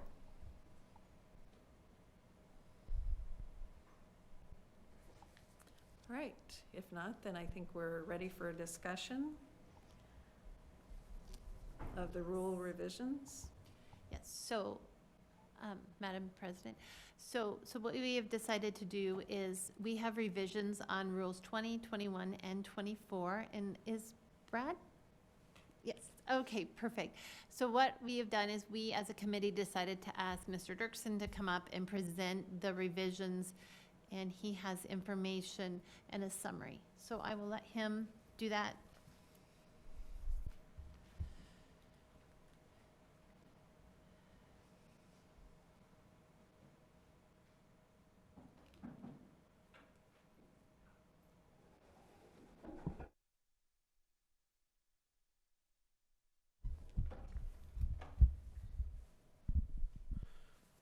Hello, everybody. Brad Dirksen, Administrator over the Office of Accountability, Accreditation, and Program Approval here at the Department of Education. Wanted to really draw a lot of your attention to the document that's in Spark that denotes the policy issues and then also the affirmed solutions that the Rules and Regulations Committee has discussed over the past couple months. Very lengthy discussions. I think what's really to be brought out is that the department staff, stakeholders have really heard the call to make actionable revisions that we can propose and have a real effect on students and also teachers for this fall. So I think it draws the necessity that we want to make these revisions and we want to make them actionable here for the fall. So the timeline is very short at this point in time. We're looking at the red line draft for a hearing this May, and then action from the board in June, which then would give us time to go through the AG's office, the governor's office, and take action on some of these pieces that would allow flexibility or revisions to the rules that would allow teachers to be in the seats this fall that otherwise would not be able to be in the classroom. So really allowing the educator shortage issues, some of these issues to be addressed in an immediate fashion. Some of the proposed revisions will also have long-term effects with some other pieces. I would just invite you to look through those lists. That is a long list between rules 20, 21, and 24. Feel free to ask any questions if you have any in regards to any specific pieces. However, all of these rules have been either discussed through directly NCTE or the Nebraska Council on Teacher Education, which is an advisory body to the board, or they have been discussed through subgroups formed from NCTE members that we've had lengthy discussions over, again, a number of years, and really tried to address the board's priorities to reduce the teacher shortage, ensure quality teachers are in classrooms, but removing the barriers that don't need to be there, so we can open those doors to make sure qualified, highly trained teachers are in front of our students on a daily basis, again, starting this fall. Open the floor to questions, or? Lisa? First of all, I want to thank the committee and you, Brad, and your staffers that have worked on this. I know that the praxis eliminating that is before the governor, and that the president and a few people went to talk to him and explain why that needed to be eliminated, Rule 23. And looking through your solutions, a lot of fantastic solutions, but one of the concerns that I have and would like to be considered is the content test.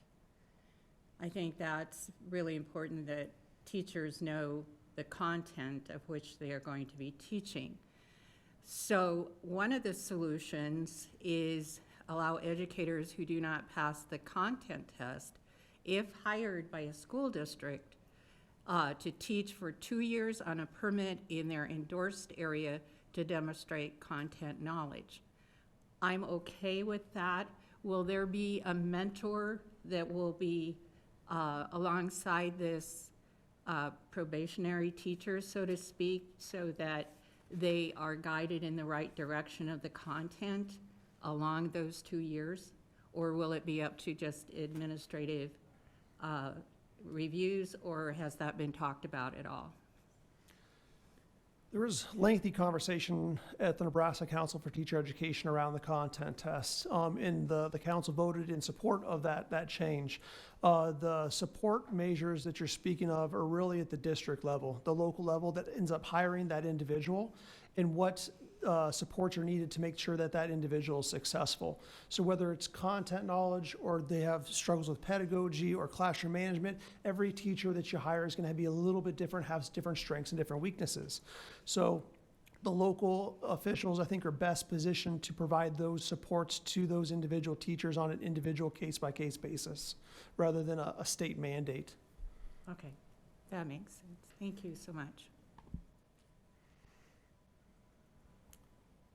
Any other questions, discussion? I want to thank Lisa for reading through those. That was probably the one that Patsy and I were the least convinced was a great solution. However, as Mr. Dirksen stated, we said, okay, the onus then becomes on the school district to ensure that the person that if they choose to hire, they don't have to hire a person. If they choose to hire that person, that they would then provide those supports.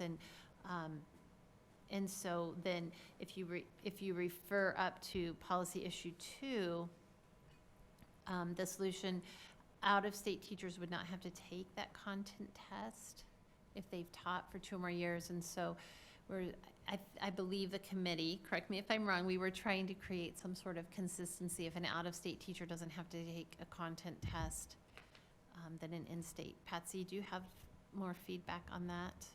I know it's been a couple weeks since our committee meeting where we really dug into this topic. These two things. Oh, yeah. I think I'm just facing the wrong way. I've got it on all the time, apparently. Anyway, I think the two things that you're talking about seem more like emergency steps. And I think if they don't work, we'll know very quickly if they don't work.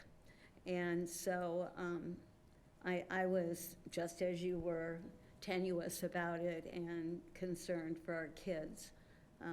But that just means that we're going to have to be all the stronger here. If it's not working, we're going to have to step up and make changes. But right now, we're in an emergency situation, and so I think that's why I stepped back and said, okay, I'll look at it. I'll try it. But I want everyone to know that I plan on speaking loudly and clearly if this doesn't work. If we start to see education even, like if going down even more or whatever, I think that it's on our shoulders to not do that. Madam President? Lisa? I'm glad that you pointed out policy issue 2 solution. Out-of-state teachers who wouldn't have to take the content test if they have 2 or more years of teaching experience in that content area. In working with NASB, a lot of states don't have some of the standards or accountability frameworks, so to speak, that we do in Nebraska. So that's another cautionary tale as well. And I'm not sure what the absolute solution would be, but I think we need to remember that not all states are on the same playing level as Nebraska. So I don't know, that was another one that teaching experience for some would be enough in not taking the content because they're superior, but other states have different standards and accountabilities than Nebraska, so a little cautious about that one as well. Brad, I have a couple of questions. Just for clarification, what would the certificate be that's issued to the type of teacher that you're talking about? Yeah, if they lack a content test and they're an in-state candidate, they graduate from a Nebraska educator preparation program, it would either be a patchwork of conditional permits or potentially an alternative program permit. We haven't fine-tuned the operationalization of what the rule would look like at this point, but we do have some pathways and some options to choose from. For an out-of-state candidate, it's an initial certificate or a standard certificate depending upon the situation. Thank you for that, because when the term emergency came up from Patsy, I just wanted to make sure that we were all clear about that it's not an emergency certificate that would be issued. No. Okay.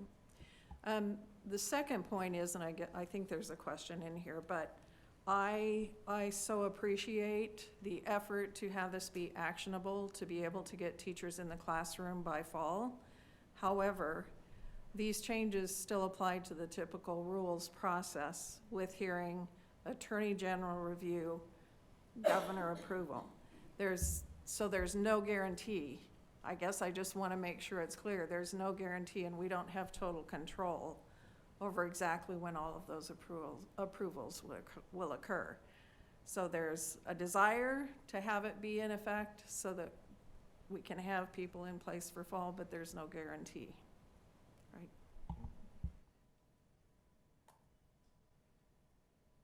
Patsy? I guess I want to define emergency, okay? When we have high school kids teaching in music class all year long, that's an emergency. So we're gonna have to find some way to deal with it here and now until we move on to a better place. So I just want us to be really cognizant of the calls that we've had and the classrooms that don't have teachers right now for this year, let alone for next year. And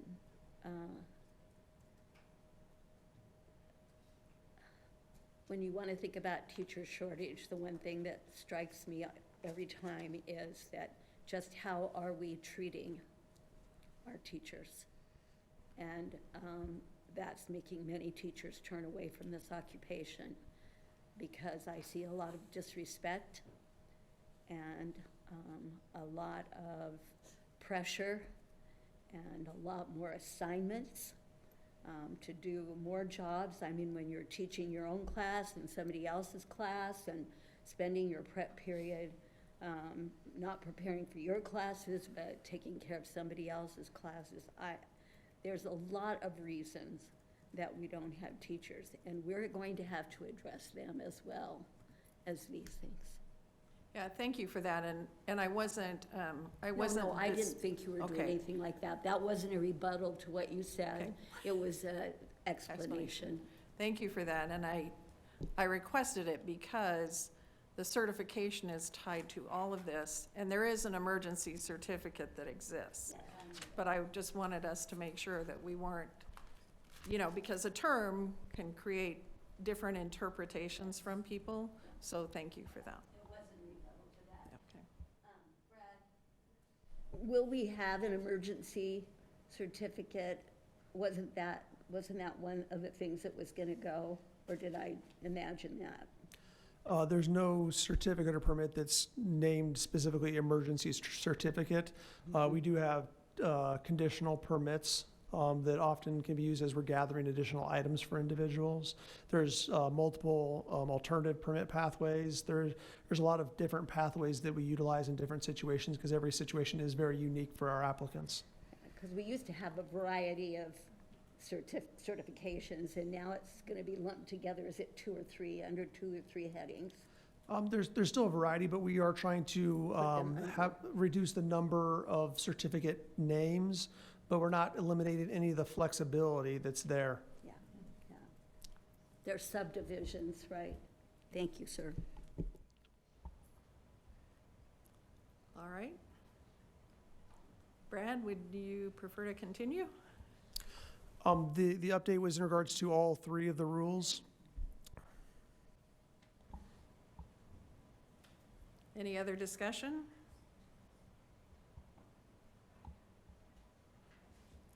Thank you, Brad.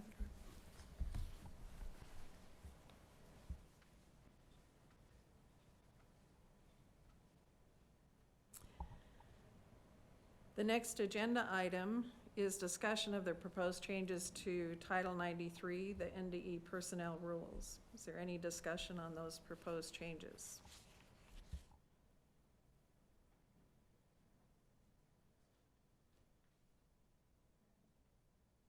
Yes, Lisa. As I read through that, and the only contracts I've ever dealt with or anything related to this was as a teacher, but it just seemed like standard procedure, common sense things throughout that whole document.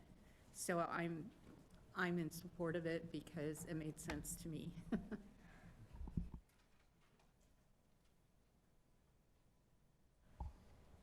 All right, we will move on to agenda item 7. This is additional business. Is there a motion related to 5.2.A?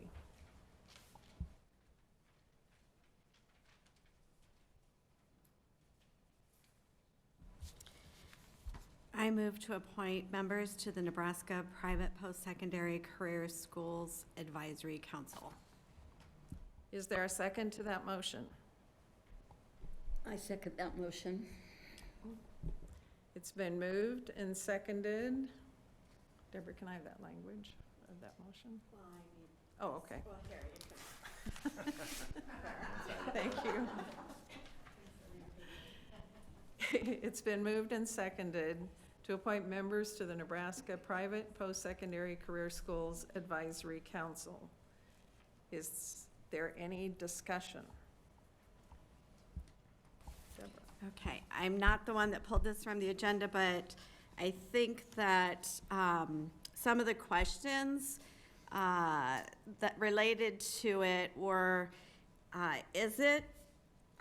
it appears that this information hasn't been updated on our website since 2020. And so, is there a current list of the members? I'll just read all these questions, and I don't know who can answer them. Has the council not met in several years? How often are they supposed to meet? Why haven't they met? Who are the current Nebraska private post-secondary career schools? What does the council do? Are there requirements for the makeup of the council? Is it typical for us to have 2 NDE staff on a board? I can take those one at a time, but I just wanted to give you the general direction. Who can answer those questions? I can't answer the questions, but Deborah, I want to say that I'm kind of fuzzy about this whole thing. And the questions you're asking are questions that I had too, and who appointed these people and how did it all happen? And I have more questions. Like, how many applicants? Is it typical to only have them as far west as Lincoln? And how are these positions advertised? So is there a staff who can help us? Hi, Brad Dirksen, Administrator, Office of Accountability, Accreditation, and Program Approval. And prior to my current position, I was actually the section director for the private post-secondary career school section of the department in veterans education as well. Lots of questions, and if I don't address specific questions, by all means, please feel free to ask additional questions or remind me of what your question might be. But the private post-secondary career school council information in regards to the meeting minutes and the agendas and the current membership is current on our website. That is a current list. There are some members that have expired last year. There's a couple members that are still current on that list, except for they have left their positions, which no longer make them eligible to be council members. So it is replacing the majority of that PPCS Advisory Council. The Private Post-Secondary Career School Advisory Council is in state statute under the Nebraska's Private Post-Secondary Career School Act that establishes an advisory council. The last meeting was in 2016, so a little over 6 years ago.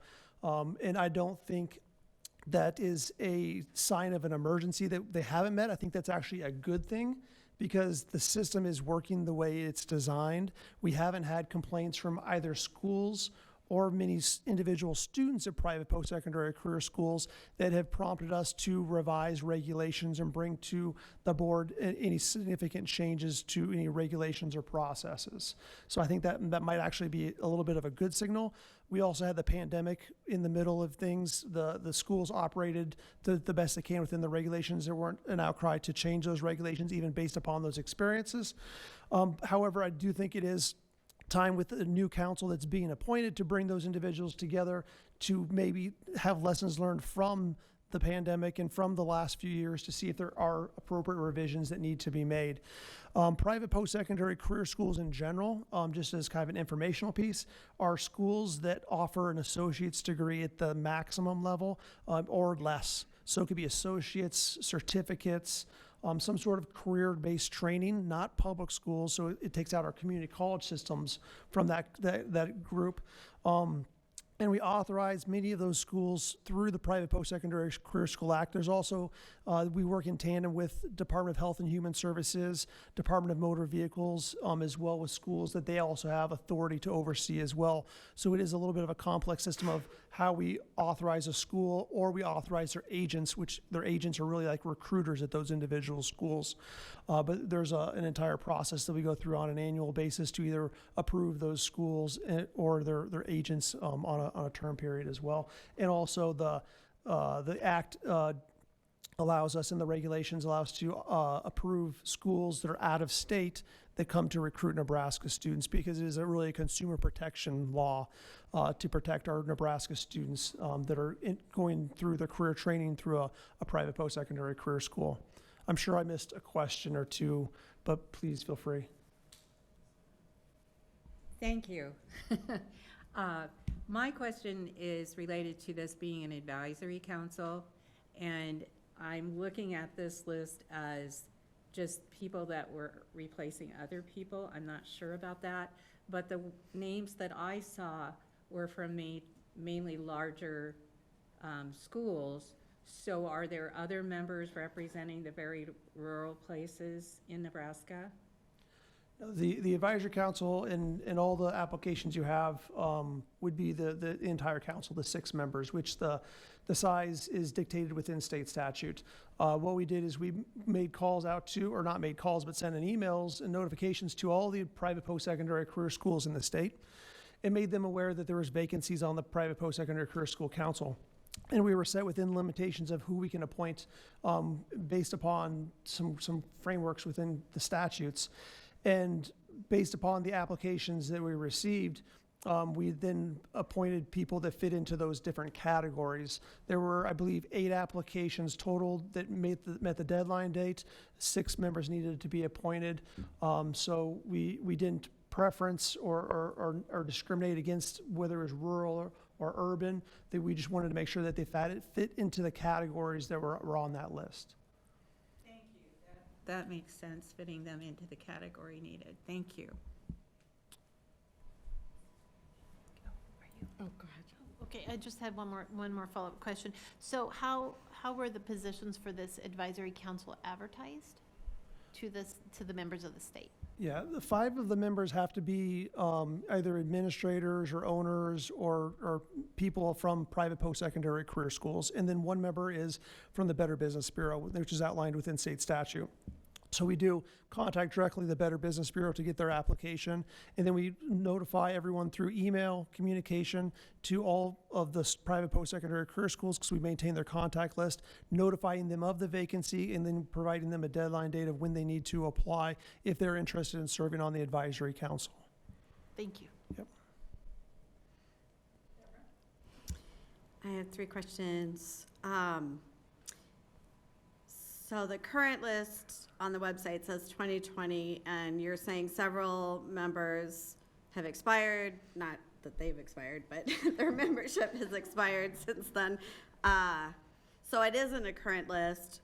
So can we see how do we know who's not on it anymore, and can we get a current list? My second question is, does this have to be approved this month? My third question is, who oversees the regulations that govern these schools? The list is current in the sense that that is the list that was last approved by the board. There are many members, I believe 4 members that terms expired in 2022. There's 2 members that expired in 2024. The 2 members that expired in 2024 no longer work in private post-secondary career schools, so they are no longer eligible to be on that council. The other members have expired in 2022, thus us replacing and reappointing 6 individuals to that board, which is the entire council, I should say council, not board. Who oversees the schools, in a sense, there are state statutes that are outlining the Private Post-Secondary Career School Act. So the department staff makes sure that we enforce the state statutes and the rules that are promulgated by the board, which is Rule 41, 42, 43, and 44, respectively.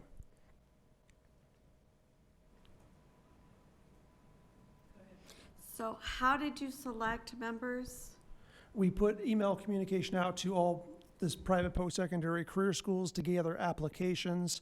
We collected those applications, and then from those applications, we fit them into the appropriate designation, because we have to have one Better Business Bureau. There's certain categories within statute we have to fill those. So we filled them based upon the categories that they needed to be filled in.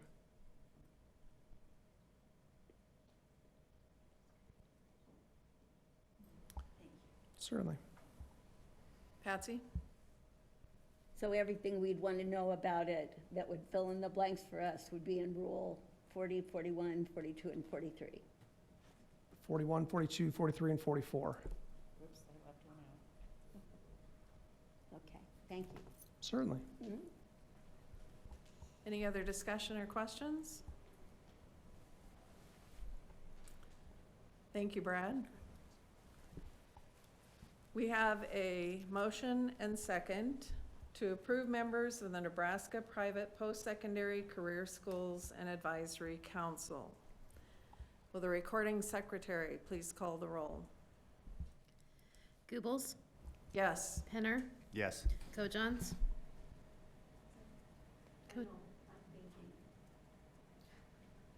Yes. Neary,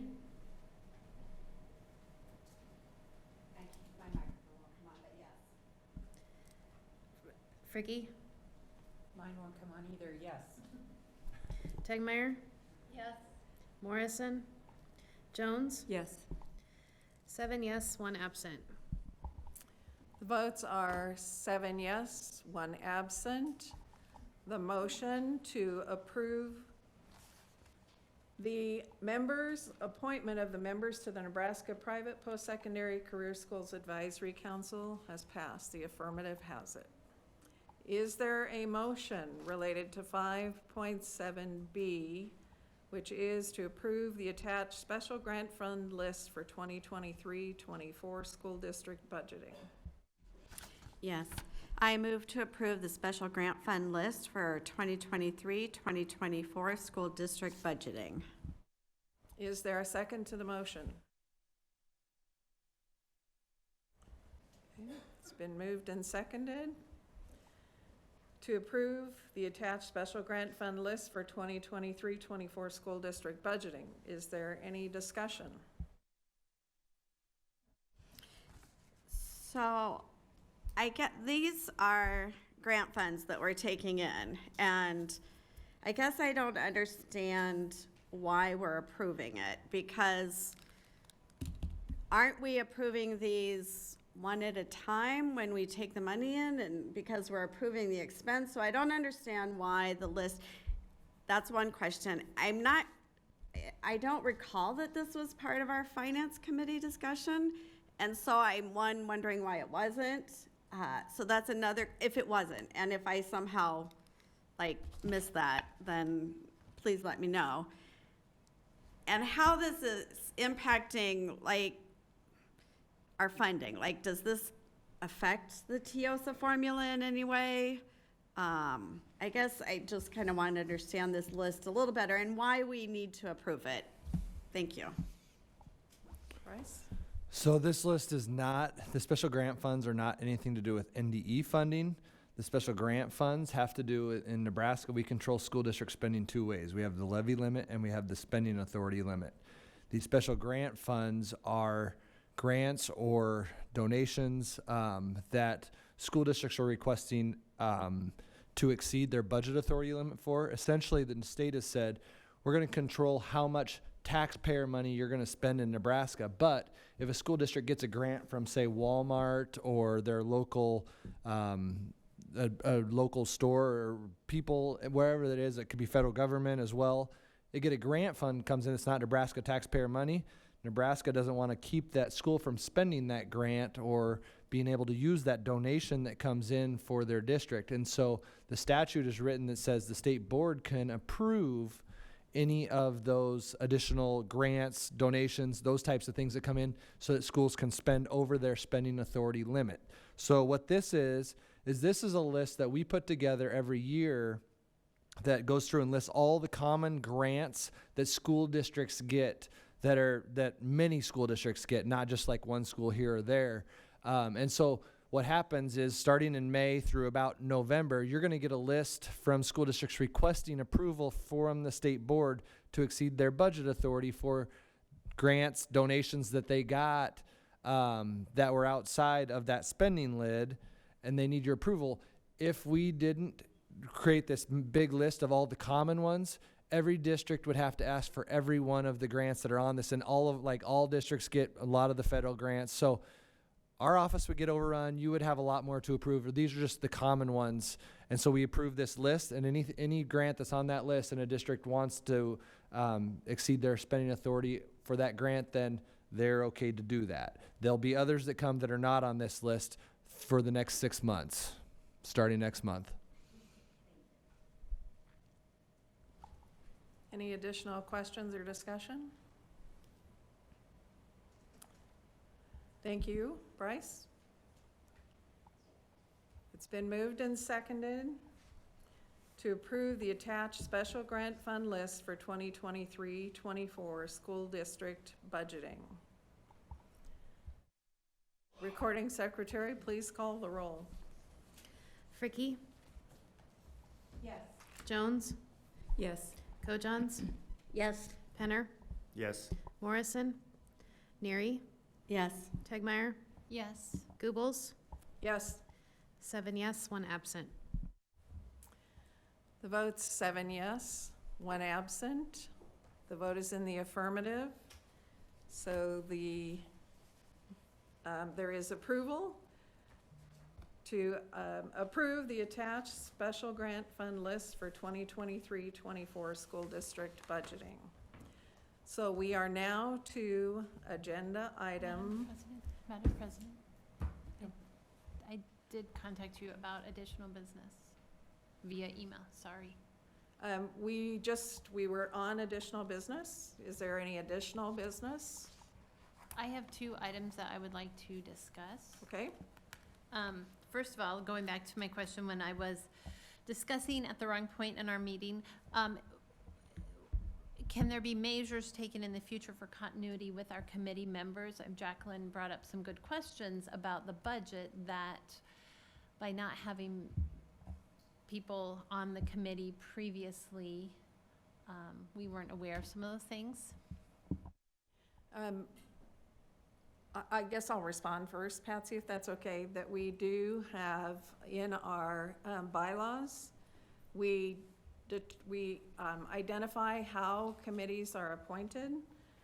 Certainly this summer, there is the intention for the executive committee to have a 2-day retreat to review all of our bylaws as well as our policies. So I guess I would just ask if there are some suggestions about things for us to look at, particularly what you're mentioning. Please share that, and we'll make a list of things that board members would like for us to consider. Well, when this question was first asked, I was like, yeah, I haven't been on this committee since 7 years ago, right? So it's like a whole new committee to me a bit. But we do have Bryce, and they have a staff member on every committee that's usually been with them for a long, long time. And he has, 6 or 7 years ago, he was the person on the committee, so he's got a lot of experience. So we do have continuity in that sense, and that's all I wanted to say. I don't know if that's enough for you, but I have a sense of trust about him and know he knows what he's doing and that sort of thing. And so the rest of us, I'll remember, and you'll learn. And Deborah, have you ever been on the finance committee? Yeah. So we'll come together and work it all out, I'm sure. And you had a second? I do have a second item, yes. And this is just me trying to protect the public interest by increasing transparency. I know that not all of the members of the public are maybe always adept at accessing the agenda and then the different items underneath the agenda to read through, but there are different various attachments. And this morning we did approve the contract for our new commissioner, and I know that some of the public had read through that contract, and they are aware that starting July 1st is his starting date, and he will be being paid an annual salary of $300,000. But within our contracts of $10,000 to $50,000, I don't know that the public always accesses this, and Dr. Maher will be also contracted from, the date says April 7th through June 30th, and these are consultant services for his transition to Commissioner of Education, and this is estimated to be less than $30,000. So I did feel like it was important in the public interest to understand that Dr. Maher will be being paid starting April 7th an additional amount of money, just to keep that for the public to know what's going on. May I add, I did speak with President Goebbels about this because this was a concern of mine as well. The amount, for one thing, and I asked about the daily per diem, which is based on his yearly salary. There'll be 10 working days from what I understand. So when I saw that figure, I did take a gulp because it's about 10 months worth of a beginning teacher salary. And so it's like, oh my goodness, that's a lot of money to pay someone for 10 days of work. So that was a concern to mine. I believe he's going to be looking into some pertinent issues and doing some pertinent things during that time. But again, I just was overwhelmed with the amount of money that we're paying for these 10 days. So personally, that concerned me. So I did, as Elizabeth, I wanted to let our constituency realize that. And just a point of clarification, it is for up to 30,000. In speaking with Dr. Maher, he anticipates that it won't be 30,000. And in addition to his per diem, because he needs to travel here to spend those transition days, there are some expenses. Those expenses are being paid in the same way that we are paid for expenses for our service on the board. So that adds to that total amount. Thank you, President Goebbels, for the time to just have those discussions for the public. Thank you. Lisa? And paid for our services just means like mileage. We don't get paid a salary. This is all service, volunteer work. So for a point of clarification. Yes, thank you for that point of clarification. My husband tells me that I'm working a full-time job, and then I say it's service. Yes. Right, so thank you for that. Any other questions, comments related to that?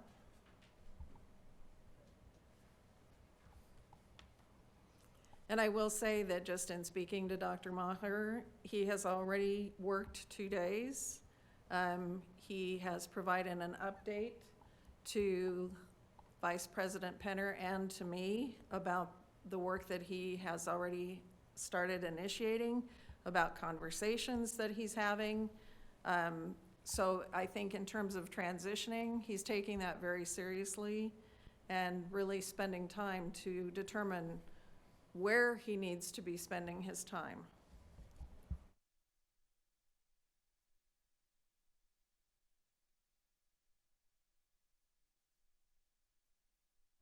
All right, we are to, hopefully you had an opportunity to look through, because the information, the second point of information Elizabeth was referring to is found in those other information items that are provided to us as board members. That's items 9.1, 9.2. And we're finally then to the good of the order.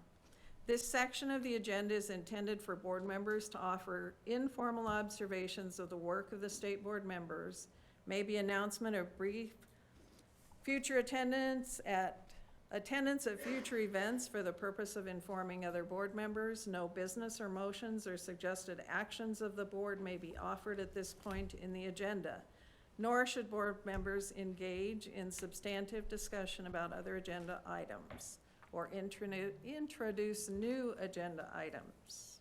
Is there anything for the good of the order? All right, thank you to those of you who attended in person and who tuned in to the broadcast. The next meeting of the State Board of Education is board meetings